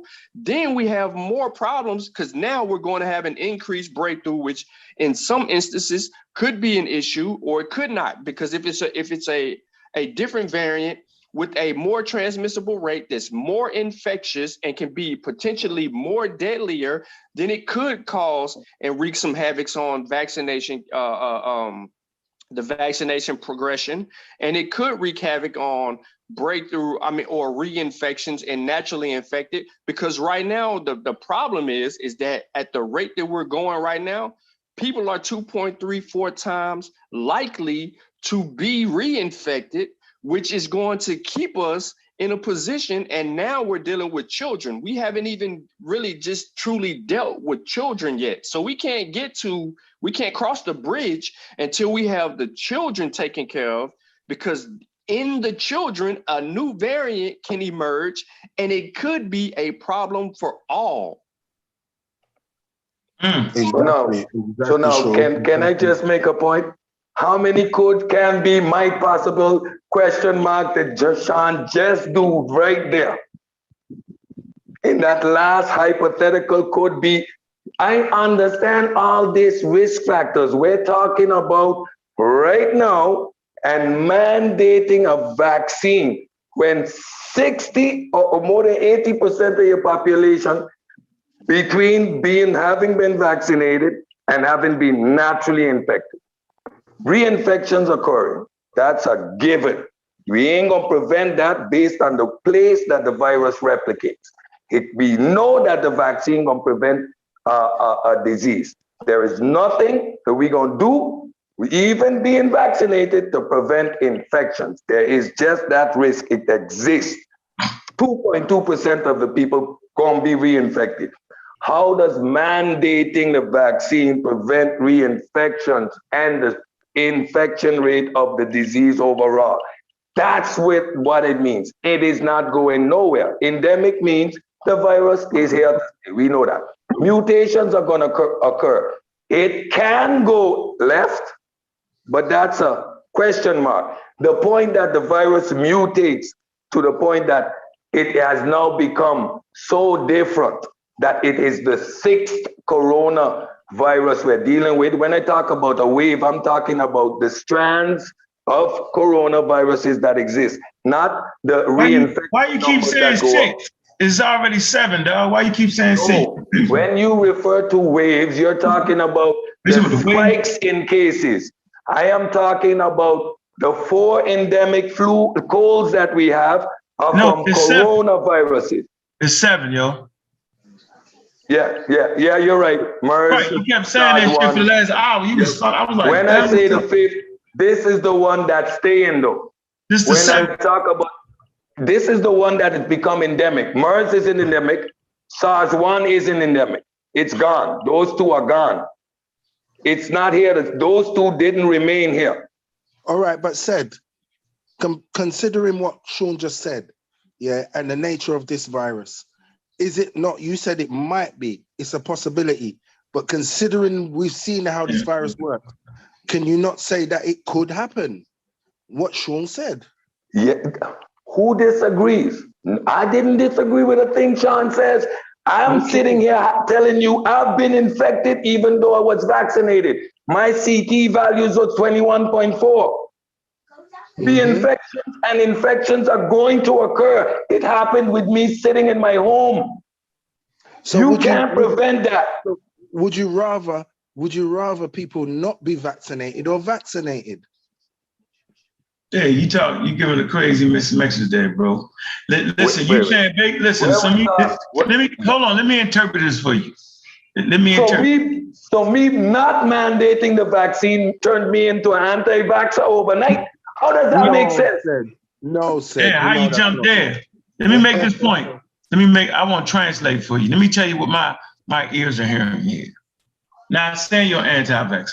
vaccine. I'm saying at this point, you must be an immunologist or virologist because you have made a determination. What data are you using? That's all I'm saying. So you're actually saying, look, it's an endemic. I'm just saying, I would like to be privy to that information. I'm not saying you dove on your own sword grenade. You threw a grenade out there and you dove on that shit talking about you're anti-vaxxer. You wouldn't be on here if you was that though. We're simply, my translation of what you're saying is, nigga, I don't need a vaccine because I'm gonna get it any motherfucking way. And I'm saying, listen, hear what I'm saying. No, listen what I'm saying. Listen, I'm telling you what my ears, Cedric, I'm telling you what my ears are hearing for the last 3 weeks. We don't need to mandate vaccines. And I'm telling you that the workplace, right? I think business owners should have the right to mandate if they want, right? They can choose not to, right? Schools need to be mandated, okay? I'm saying that certain people should have the right. If my business, I don't even want to get into it, but I wish I could have mandated, you know what I'm saying, people working at the store to get vaccinated. All right, I'm not gonna get into the whole thing right there. If I just had that tool to use, it would have been nice, Cedric. That's all I'm saying. But to say that, the endemic, you endemic me for 3 weeks straight, and Sean say, I got right here. Sean say, mandating vaccine you can't make that statement. He said you can't determine an endemic yet. So is that true? Because if that's true, what's the percentage they came up with lately for herd immunity? Oh, no, that's a question. I asked you a direct question. Is the 90% vaccination due to Delta? 90% vaccination. They went from 70 to 80 to 90. So they're saying if we vaccinate 90% of the population, right? They're looking at this the same way. They're looking at this the same way that we just witnessed Samoa get to 93% vaccination in their population to control the measles outbreak. So different virus, different vector, different mode. No, that's not. Once vaccinated, what's your reinfection rate with measles? It's not what you know. It's about what the listening audience can bridge together. Okay. So what I'm trying to do is just bridge it together to give an example. I'm not, you know what I mean? I'm not trying to compare the two. I'm just simply saying that they're saying 90%. So if they moved it from 70 to 90%, they're not even trusting the natural infection giving the right type of protection to help bring it out. The reason that they're doing that is because, and I don't know if did I do it the other day or 2 days ago, but we talked about this whole natural thing again. And I was reading an article on one of the damn shows. Hell, I can't even remember, but I had to go back. But in one of the shows, they were talking about the protection the vaccine provides versus the protection that natural immunity supposedly provides in certain instances. And they were saying that the vaccine, because of what the vaccine does, it gives that reinforced protection that you don't get. I'm missing my word that I need to really. I know exactly what you mean. Go ahead. Insert, right? But I'm just missing that word. But that additional protection that the vaccine provides isn't given in natural immunity. Therefore, when you're weighing the two, you can't go that route. So they're trying to solve all of these things, right? But just based on the available data that we have now, comparing the two, natural immunity versus vaccination, we know vaccination is safer. We know it protects against long COVID. We know there's way more benefits. The risk in natural infection could potentially kill you, could potentially hospitalize you. You can carry a number of diseases and all of that. We know all of that. And you can develop long COVID. There's a huge risk. But for those who've been infected and recovered, If you haven't, and I want to make sure this is clear because this is the science. If you haven't been severely infected by COVID-19, your protection is weak as hell. I'm going to say it again. If you haven't been severely infected by COVID, meaning you asymptomatic, I had mild symptom people thinking that you don't need a vaccine. If it wasn't a severe reaction, your protection is the weakest. That was not mentioned to people who ran with the notion that naturally infected mean that they had protection. No, people with severe reaction to COVID-19 had the better protection than people who had an asymptomatic response. That is why asymptomatic cases for reinfection are up. It's a different level of protection. The immune system has been abused, beaten down, bruised, made over, and remade, and had to go through a whole recovery process to come out of that severe infection. Therefore, the protection is there. And everybody don't have that afforded level of protection, because remember, only 2% had severe reaction. So they ain't leading toward that. The science says they're not leaning toward these people who think that they just been naturally infected and they're going to help us get us out. Nah, they going to be a part of a bigger issue down the line potentially. And I'm saying potentially because it could shed light on that, but we have to weigh all the data. I wish we could get to the faster we can get to a period where we can turn the curve, because turning the curve means we got total control, and yeah, then it's gonna look like a damn common cold. But and Cedric is absolutely right. It's gonna be with us. It ain't going nowhere. Every other virus that existed on Earth is still with us today. Can't nobody tell us that a particular polio don't exist. Yeah, it is. It's affecting people still today. We're just not hearing about it. Measles, mumps, rubella, it's affecting people today. We're just not hearing about it. Whooping cough, pertussis, all of those viruses haven't went anywhere. Even though they're eradicated here, they haven't went anywhere. Viruses don't go nowhere. They just go sit in a corner somewhere until they can find a viable host to survive in and then transmit again. So we have to get vaccinated, ladies and gentlemen. Even if you've been infected, your best protection would be hybrid immunity. So you've been infected, whoop-de-doo. Go get your vaccine. At least go get one. your vaccine, get your hybrid immunity, and you have the best protection. You'll be better protected than me and Unc. However, us Moderna people, we don't need no booster shot. So I just want to throw that out there for everybody talking about Moderna people taking shots. Well, let me say this. Since Sean got his book being released, and Friday he's coming on the show. 8:30. 8:30. And I'm glad Sean just came on, because I had contacted Sean last night and I was saying I wanted Cedric, right, to conduct the interview, right? Because between Cedric and Unc, out of the pseudo killers, they got the best command of the information on the corona situation. So, we just got a glimpse of it. Even them two on and out of situation, you can see how competent Cedric is on the information. So I think the show Friday is going to be fire. Tune in.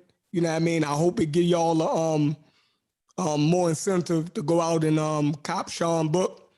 You know what I mean? Yes, because sir. it's going, you know what I mean? So definitely get everybody in here, share the link for Friday with your family and friends, and let them know we got, one of our own brothers that's advocating and spreading information on the coronavirus to give us better information. So tell people to tune in, you know what I mean? And maybe your family and friends can pick up that book, and we can better inform our community and family. But y'all go ahead. I just wanted to say that. Yes, so people, on the serial killers, we disagree on certain nuances. Get your back. That's fine. And I think it's stimulating, the conversation. And, I throw a little yeast in that shit to make it fun and shit. Yeah, you know what I mean? But that's not to deter, that's not to deter people from listening to the show. But I just want to always say that the best advice I can do is based off of the expert advice. Sean's book is written using the experts. He's not giving you his own opinion. Okay, he's not doing that. The book is not based on. We'll talk about that another moment. But I just want to make the point that for me, people are trying to grab anything and any goddamn reason not to get a vaccine. They forget that we were talking about mandates, and you were saying, I don't like the mandates. Let's preference that. And you gave your reasons why. They'll forget the mandate part and say, why do I take a vaccine? Yo, I'm gonna get it anyway. That's what my ears were hearing. Remember, I'm from the Black community and we turn shit up. So you got to dial in your scientific literacy to push that out your head, because I know that's what people heard. Yo, they wait back. Oh, the serial killer said, you ain't got to get no vaccine because we're going to get it anyway. No, we were talking about mandate. We was talking about mandates, actually. Mandate. And there, let me preface that again. Separate that. This is about, that was referencing my professional opinion with regards to policy. Yeah. However, everything with regards to mandate, everything that we have been talking about, we still remain talking the same language. Get your vaccine. I am living testament to the fact that vaccines work. There is no option. Natural immunity is a God forbid situation. We are talking about a preventable disease to the point you need to get vaccinated. Let me make that, let me say that and re-emphasize that. And because we were talking about that earlier. And I made the point, I'm not gonna talk about any herbs because I don't want to confuse the discussion with regards to vaccines. So let me dial that in one more time. Get your vaccines. There is no other option. If we reach to the point that we need to mandate it to ensure that everybody gets it, I'm not gonna disagree. I'm not gonna disagree. But if we're gonna entertain the discussion, I can do that. But we pseudo killers, and you're right, get your vaccines. That's not an option, that's not a discussion. Said, that's the thing is, we know you know exactly what's going on, and you support vaccinations. But as Unc just said, people will hear this conversation and not understand a word we're saying, but use what you're saying to not get vaccinated. Fact. And that's why, that's the only reason why. But we always go like this back and forth all the time. Yeah. And I don't mind it. I like it. It's fun. But again, when we're talking about the vaccines, we got to double down. We got to stay on message for that exact reason. You give them a finger, they're going to take a mile. Mm-hmm. That's been the theme all day. So with that regards, you're absolutely right. Yeah. They say, no. When it comes to being protected and preventing serious illness and death from this disease, and it's affecting us the most, then getting the vaccine is not an option. It's the only option. There is no option. Get your vaccine. Worst case scenario, you get infected, okay, but get your vaccine. At this point in time, there's no reason to die from a preventable disease. Facts. Exactly. I think that mandates are helpful in getting us back to normal, right? Everybody wanna they wanna take masks off. Everybody want to go back to a bar, club, or out to eat too. I want to sit in a movie theater. I don't want to wear a mask and sit in a movie theater.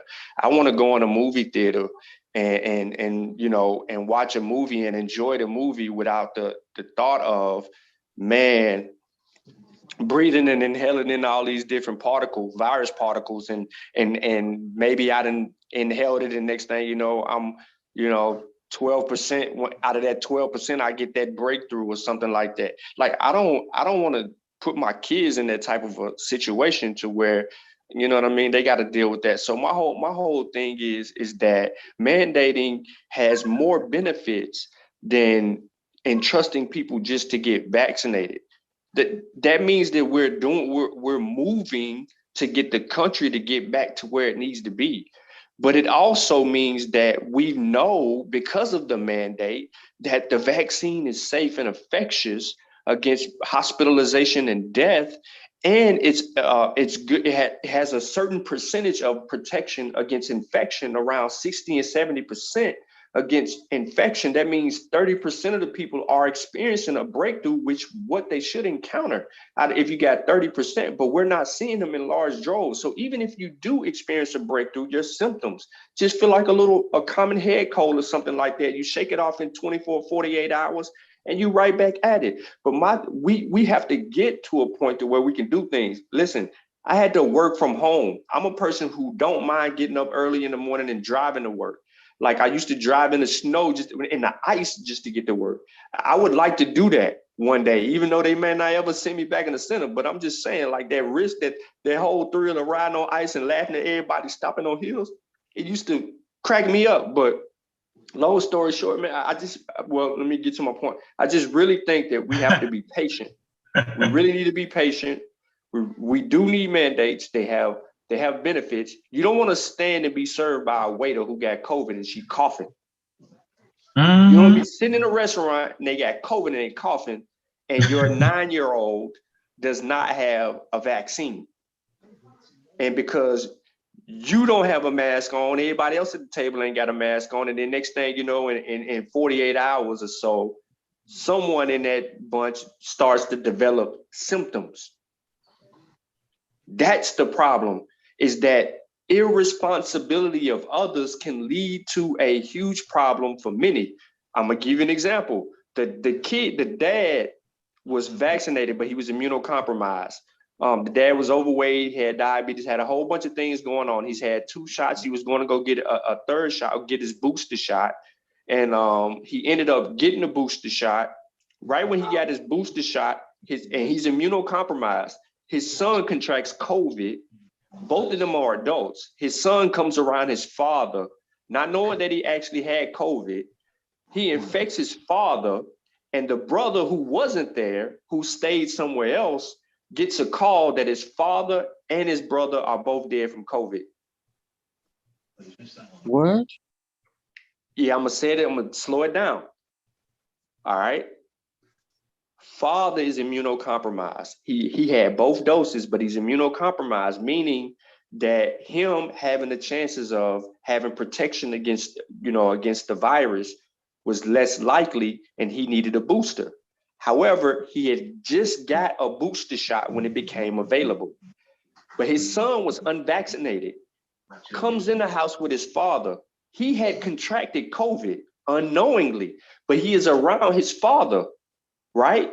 He ain't trying to get no vaccine, but he contracts it unknowingly, goes around his father, spreads it to his father. In less than a week, bro, now let's just say 10 days, him and his father are both dead because it was reported a week after. So we don't know the date, but this was on CNN.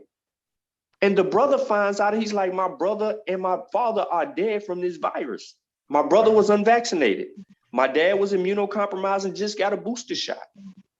Think about that. I'm saying someone that's unvaccinated walks into the vicinity of someone who's vaccinated but immunocompromised, makes them susceptible of contracting the damn virus that can kill them. We ain't even thinking like that. We ain't thinking, man, let me stay away from my pops. I know I ain't getting the vaccine and stuff like that, and I know he's immunocompromised. Like, we ain't even trying to like stay away from that.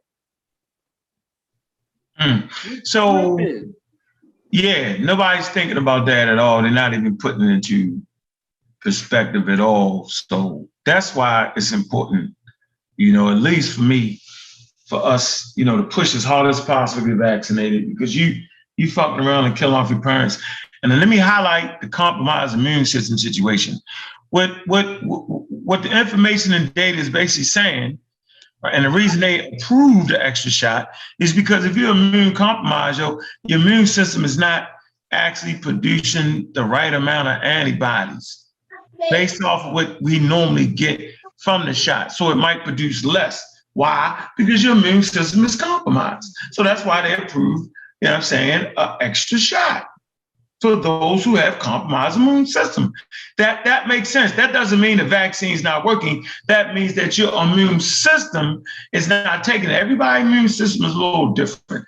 Right here, we got the tracking of infectiousness, okay? Scientists use the basic measure to track the infectiousness of a disease called the reproduction number, also known as the RO or R0. It says this number tells us how many susceptible people, on average, each sick person will in turn infect. And so you got the MERS, right? That's 0.8. That's an infected person right there in the middle. Y'all see it? And 0.8. So well, how the hell can you not infect the whole person? It's in the numbers. Influenza, 1.5 people. Ebola, 2.0 people. COVID-19, 2.5. MERS, 3.5. Mumps, 4.5. Rubella, 6.0. Smallpox, 6.0. And the highest number on here is 16.0. All right, that's with the measles. It says measles top the list, being the most contagious with a RO range of 12 to 18. This means a single person can infect on average 12 to 18 people in an unvaccinated population. Just wanted to make that there so y'all can kind of get that. Matter of fact, I'm gonna put this in the chat for y'all, man. Man, go ahead, whip out y'all pseudo killers folder, man. Y'all should have a pseudo killers folder, science folder. Yes. I need to say something because American Dream act like I make up stuff. So I put an article. Cut me off in the middle. You still can't cut me off. I got you. Let me finish. You should have a pseudo killer folder. You should have a science for Sean folder, and you should have a Kofi Pop Research Team, Mossy Claim Wait for all these folders so that you can get different types of information. Yeah, American Dream, he's just talking because he at work. He's claiming he's at work, so he definitely want to get on the panel. But you want to address him, go ahead. Yeah, so he was like, I haven't seen any of the data talking about the things that Sean said, is what he said, right? Well, you got your book. Tell him buy the book. Yeah, he ain't gonna buy the book. Yes, he is. Ain't your American Dream. You wouldn't dare do that. Nah, challenge a nigga without buying the book. Nah, he like me. He like the other people. But anyway, so there's a study that was published in Washington State in March. All right, they found that one dose of mRNA vaccine people who had recovered boosted levels of neutralizing antibody against all SARS-CoV variants up to 1,000-fold, and several other studies have found that vaccine doses after infection caused sky-high spikes in antibody levels. Some data has also suggested that antibody levels in vaccinated recovered or even higher than people who only been vaccinated. Overall, the variable immune response to infection, lower neutralizing against Delta, and the clear boost in protection from a very safe, highly effective vaccine make a strong argument for vaccinating the recovered. So in that argument, they are pushing that to vaccinate the other. Now, I just ran down hybrid immunity. I just ran down vaccinated, and then I just told you what unvaccinated people needed to do. Now, if you want me to go further, to go back to what I said earlier, I can go back and I can tell you that they did the studies. The studies were presented, and they found out exactly what was going on. These people who have been infected, they don't have a certain level of protection that vaccinated people are getting, because we have, if I'm gonna say it for you, I'm gonna say the spike, right? You've been induced with a messenger that trains your immune system how to develop the defense mechanism against the encounterment of the spike protein. Natural infection does not train the immune system to recognize the spike.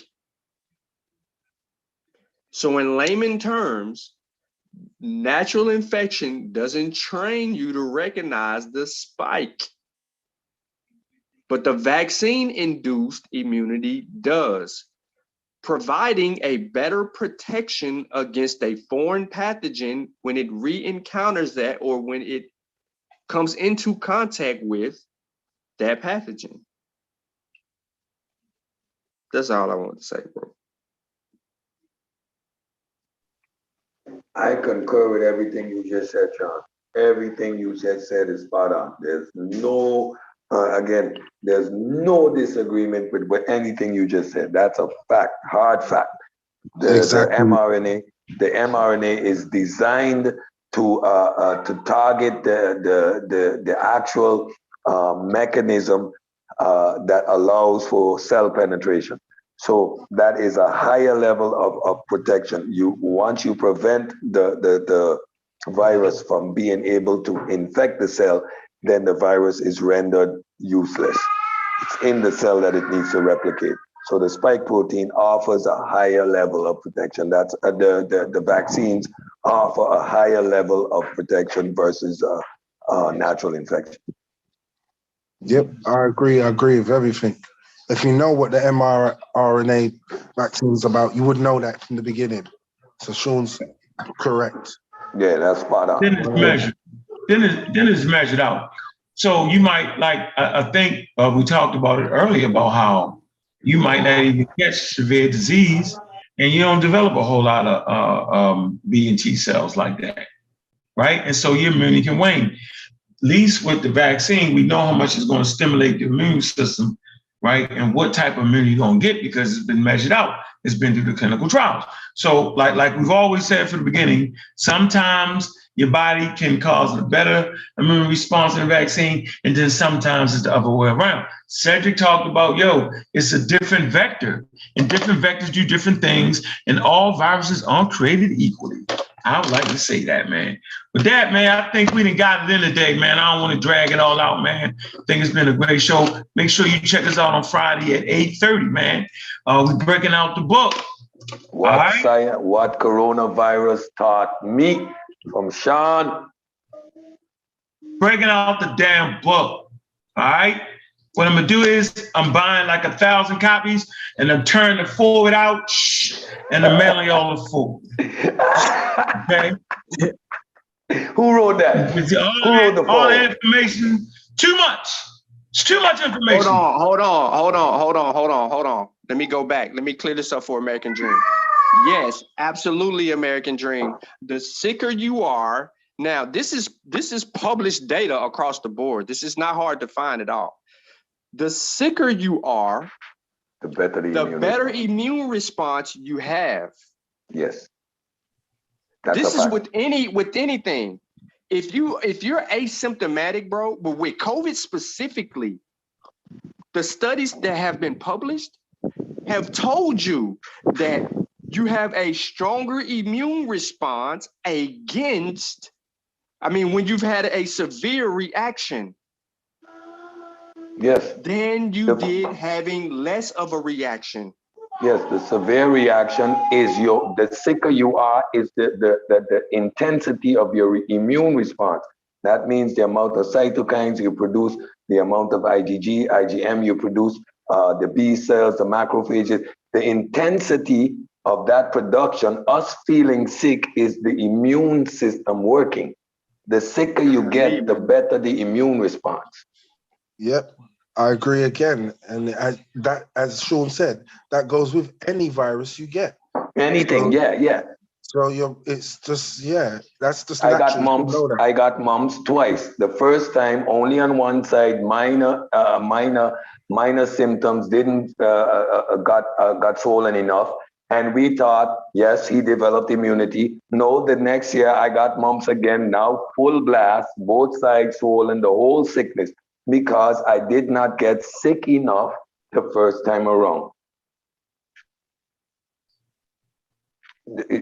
That's just a fact. Yep, I agree totally.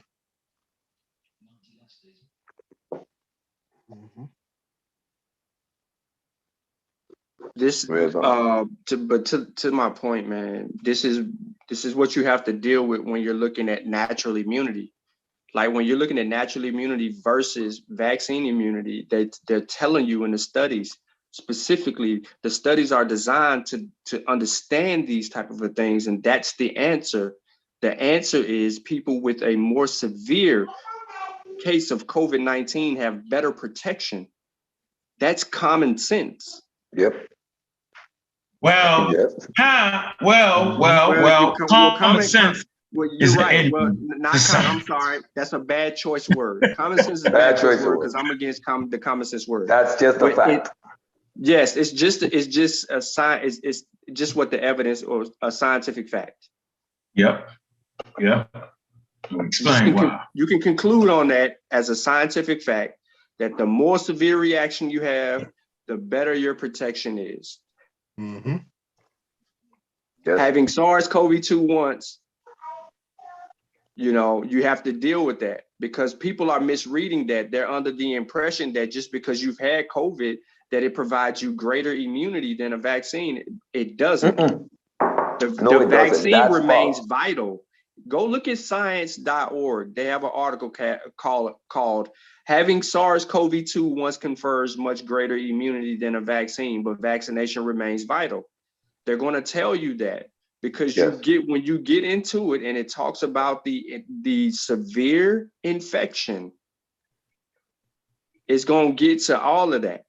And then they still, at the end of the day, when you get done reading all that, they're going to say, go get the vaccine. Go get the vaccine. A combination of being infected and getting the vaccines offers you the highest level of immunity. Like in my case, I got it the reverse. I got the vaccine, got naturally infected, so I got the natural booster. So Cedric, Mr. jumped out. All right, so here, watch this. Common sense. Watch this. Sound, practical judgment. We're not saying it's not sound or practical judgment. That is the key point right here, yo. That is independent. Independent means separate from, independent of specialized knowledge. So what we're giving you right now is specialized knowledge. Training, right? Or the like. Then it goes and say normal native intelligence. So your normal native intelligence, yo, ain't gonna tell you how evolution works.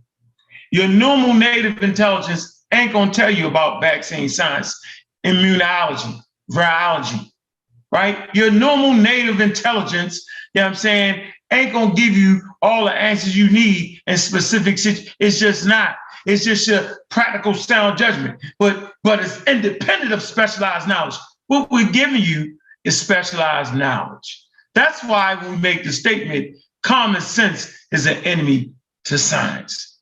Now y'all got it. Now y'all understand what it is. Because what it is just what it is. We just not here making stuff up, man. We're all intelligent. We all possess common sense. That's not what we're talking about. We're not talking about the things that are common. Because common sense would tell you when a fighter jet flies over your head and you look and you see the jet and you hear the sound over there, you'd be like, damn. But common sense would say that the sound should be with the daggone jet. That's your common sense. But specialized knowledge allows you to see that that particular plane has broken the sound barrier, meaning it's riding and it's broke through the sound barrier and it's ahead of the sound. That's specialized knowledge that you can only get from learning and doing scientific experimentation. This is how you get it, or tested time or things learned over time. Okay, and you write it down and you get, okay, we got it. You're just not gonna dive up and know why the daggone plane is there, but the sound is here. You're not just gonna go, oh yeah, like basically, no, that's not your common sense. No, see, I hope I explained that well, man. Look, appreciate everybody came on the panel, man. Make sure y'all support the families, man. Pussy Power Research Team and all the damn books, Master Claim William and all the damn books. Raw Squad and all the damn books. Make sure y'all subscribe to the Pseudo Killers channel. Subscribe, man. We need to have about 2,000 subscribers, man. Man, pass these shows on to a friend. You know what I'm saying? I'm gonna make sure I be on my best behavior. All right, by now I should have figured it out. Stop cussing the pseudos out. So I'm not cussing them out. Okay, I'm not giving them a break. I just want to find a better way of doing that, man. So yeah, I appreciate everybody coming through, man. Appreciate the hard work, okay, that has been produced bribe my brother Sean. I'm gonna buy 100 copies, tear out the forward, and send y'all the full. I'm joking.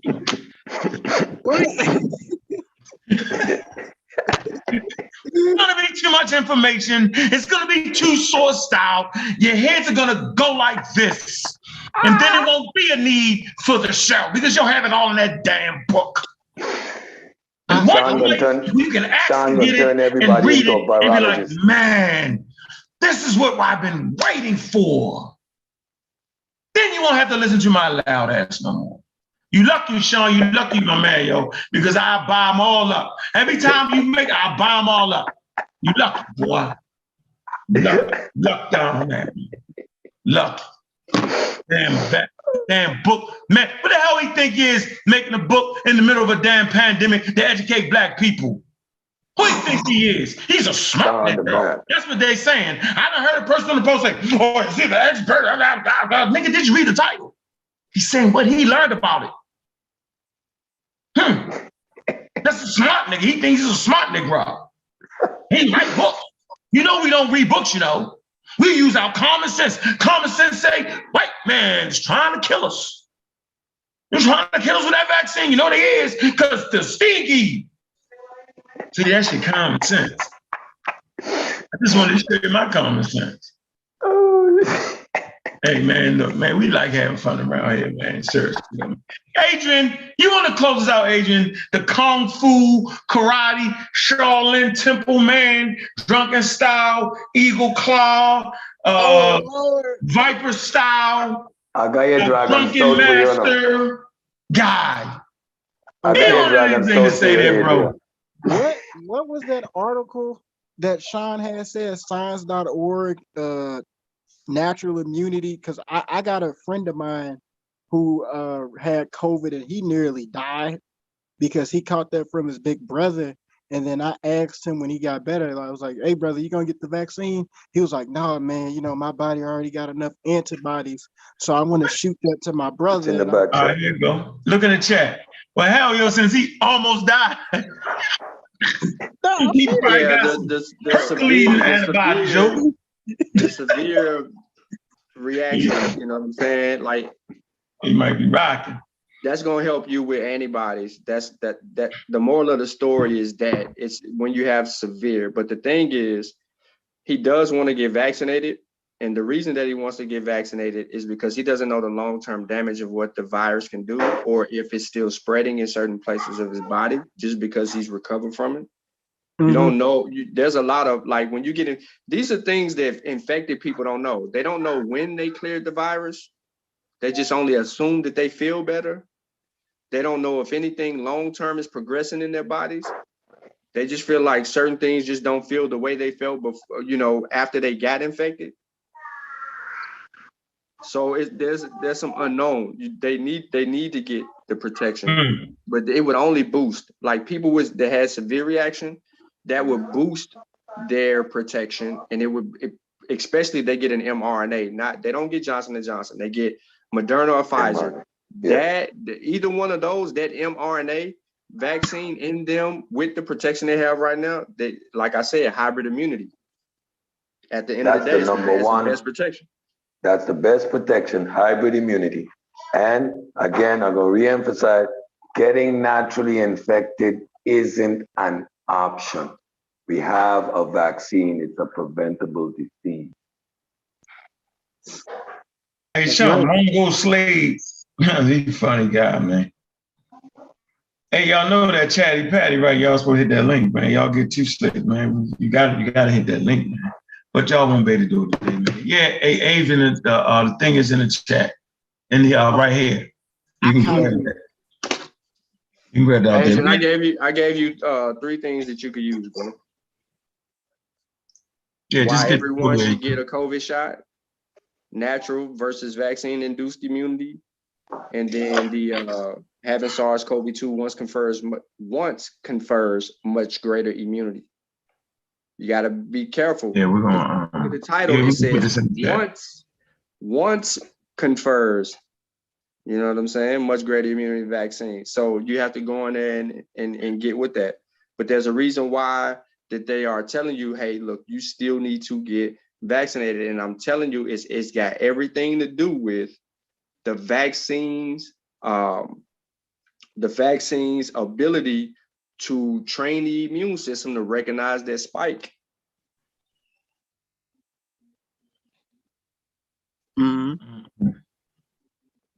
Children violation. So yeah, you want to deal with that, but people don't understand. I mean, I like the question, American Dream. I just wish that you would understand it a little bit better, what I'm saying, because what is he? What Natural Dream saying? He's saying what? I don't know. You know, sometimes he act like he gonna get the vaccine, sometimes it doesn't.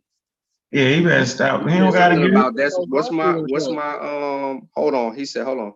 He says, point me to the data that says asymptomatic people are likely to get a breakthrough, proving they have weaker immunity. Huh? What? I don't have to. Okay, so American Dream. That's easy. I've already done that. The Kentucky study states that naturally infected people are 2.34 times more likely to be reinfected. Story's over with. No, we got Lamar Jackson. He missed the 12th and 13th game of the season and was reinfected again in training camp. That's your example, real time. That's a fact, though. Like I don't know, I'm saying like humans wasn't supposed to just stay dumb. Like we supposed to continue to escalate and elevate our thinking.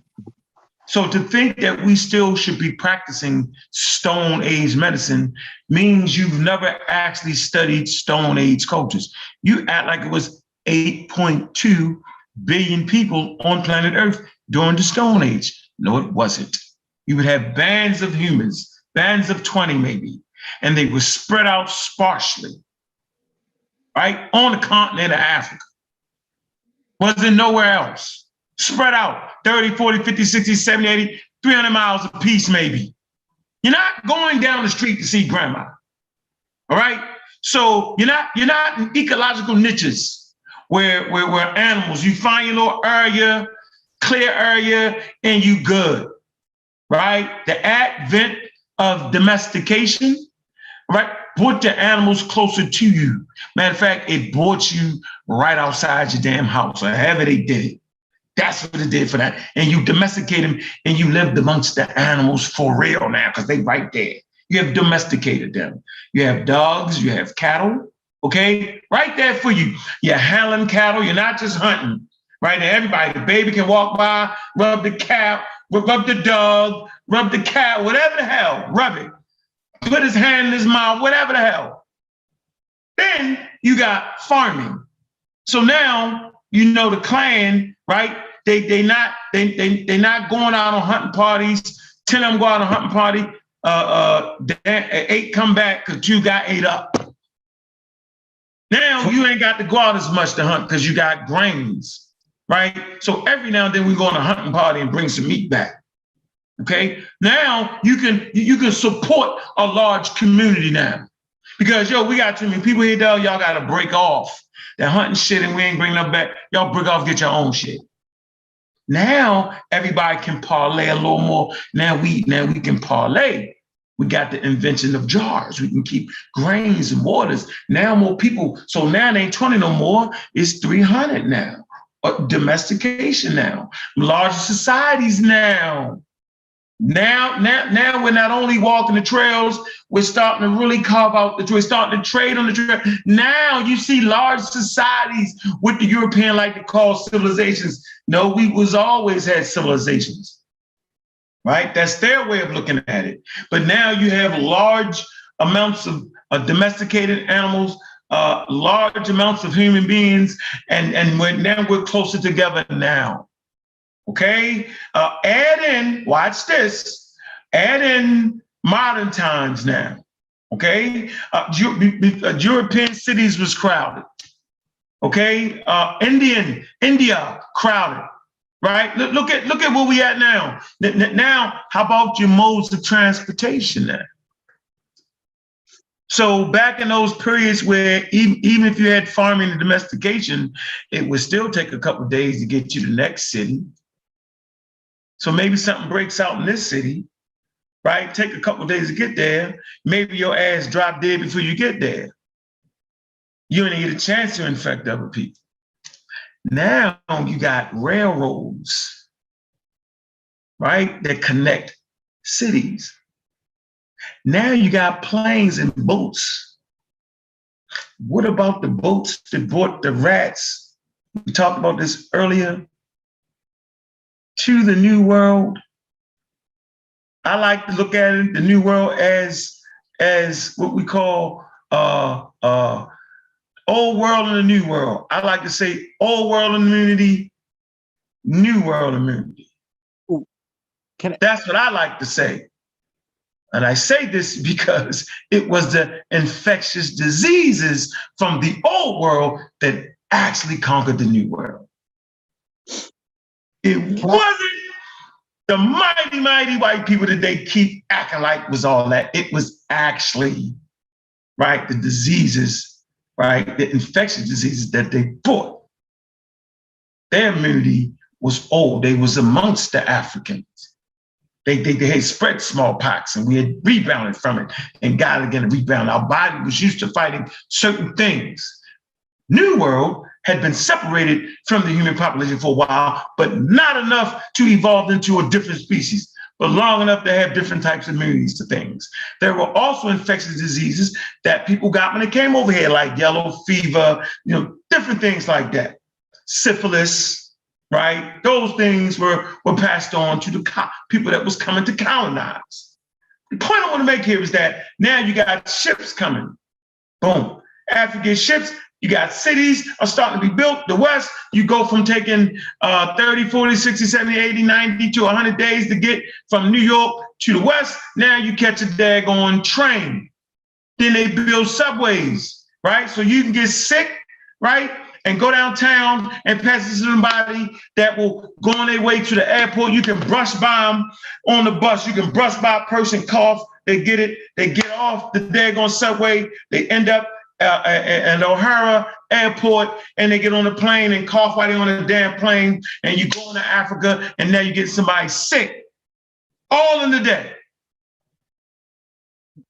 So those herbs that was cool in the Stone Age that can maybe help, it never was going to cause an immune response, but it might help soothe some of the symptoms. Definitely ain't got a chance now, ladies and gentlemen, because we live in projects.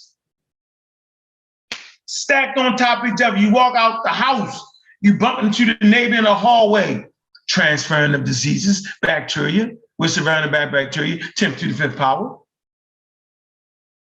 So this is why when people like Rizza Islam want to take you back to the grass and grains and vitamins and quote unquote elderberries and chicken noodle soup and navy beans, because he walks around with navy beans in his pocket. That's why them dudes is dangerous, because it makes no sense based off of the movement of human beings in different ecological niches that used to be occupied by animals. We're living in close proximity. We're living in projects. You can't even pee outside your door without pissing on the neighbor's house. Your kids go up to the fence or run next door to them. Like, we're all there now.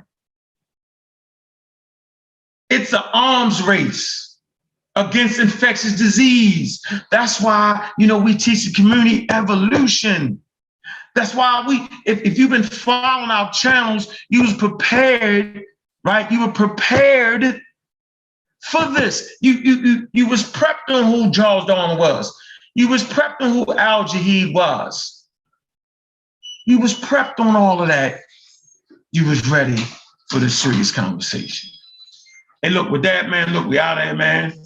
Appreciate that, man, right? I just wanted to kind of let you know, why we do what we do. We do it, right, because we care about you. We do it because we ahead of the time. We do it because the first presentation, the actual first organizing of information, that's why it's proper for the brother release this book, But the first organizing of information was done by Brother Sean. He organized and he did a presentation, right? So it's proper for him to have the first book on the subject, right? But y'all been ready for this conversation. It's the most intelligent channels on the internet, right? Designed by us for y'all, right? You know, for the hood, for the middle class, for the rich black folk, for the intelligent black folk, for the black folk who don't feel like reading. Yo, this is what we do. We here for y'all. Go ahead, Sean, man. Close us out, bro. No, I just appreciate everybody, man, tuning in again. You know what I'm saying? The book is in the description of any video that you see on the Science with Sean chat, especially the latest ones. It's on Unc's page. It's on my Facebook page. And any information that you think is disinformation, I challenge you to challenge the information, because I don't spread disinformation, American Dream. So that was a nice try. But anytime that I tell you that asymptomatic people are more susceptible of that, and I give you the study, it's called the Kentucky study, I just checkmated you. You're out the door. So I don't understand how you can't comprehend that. I gave you a study that actually showed. They didn't say people with severe COVID were 2.34 times more likely. They said naturally infected who had little to no response were 2.34 times more likely to be reinfected. So you have to pay attention to the data and adhere to the information. These studies are telling you everything that you need to know. Also, as far as the Israel study goes, the Israel study also confers that hybrid immunity, infection plus vaccination, was the best protection out of that whole Israel study. Remind you that they only did Pfizer. Pfizer was the only vaccine used in the study. So you really don't even really want to use the Israel study as an overall data. You're in America. Your name is American Dream. You need to look at American studies. You need to find out what's going on in our environment, in our climate, and what we're dealing with. That's all I got. Hold on. All right, well, that's what it is, man. Appreciate you, man. This was a great show, man. We talked about diversity, and I wanted y'all to see the level that we have over here, man. We talked about human diversity. All that fit into the Egyptian conversation, all that fit into the vaccine conversation, because it's evolution and scientific literacy. So with that, man, hey, look, make sure y'all be there 8:30 Friday, man. Man, we having that book party, man. All right, man, we celebrating excellence, man.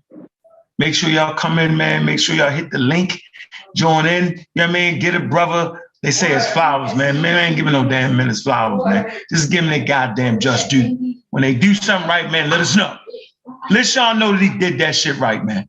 With that, man, we out. Black African Power.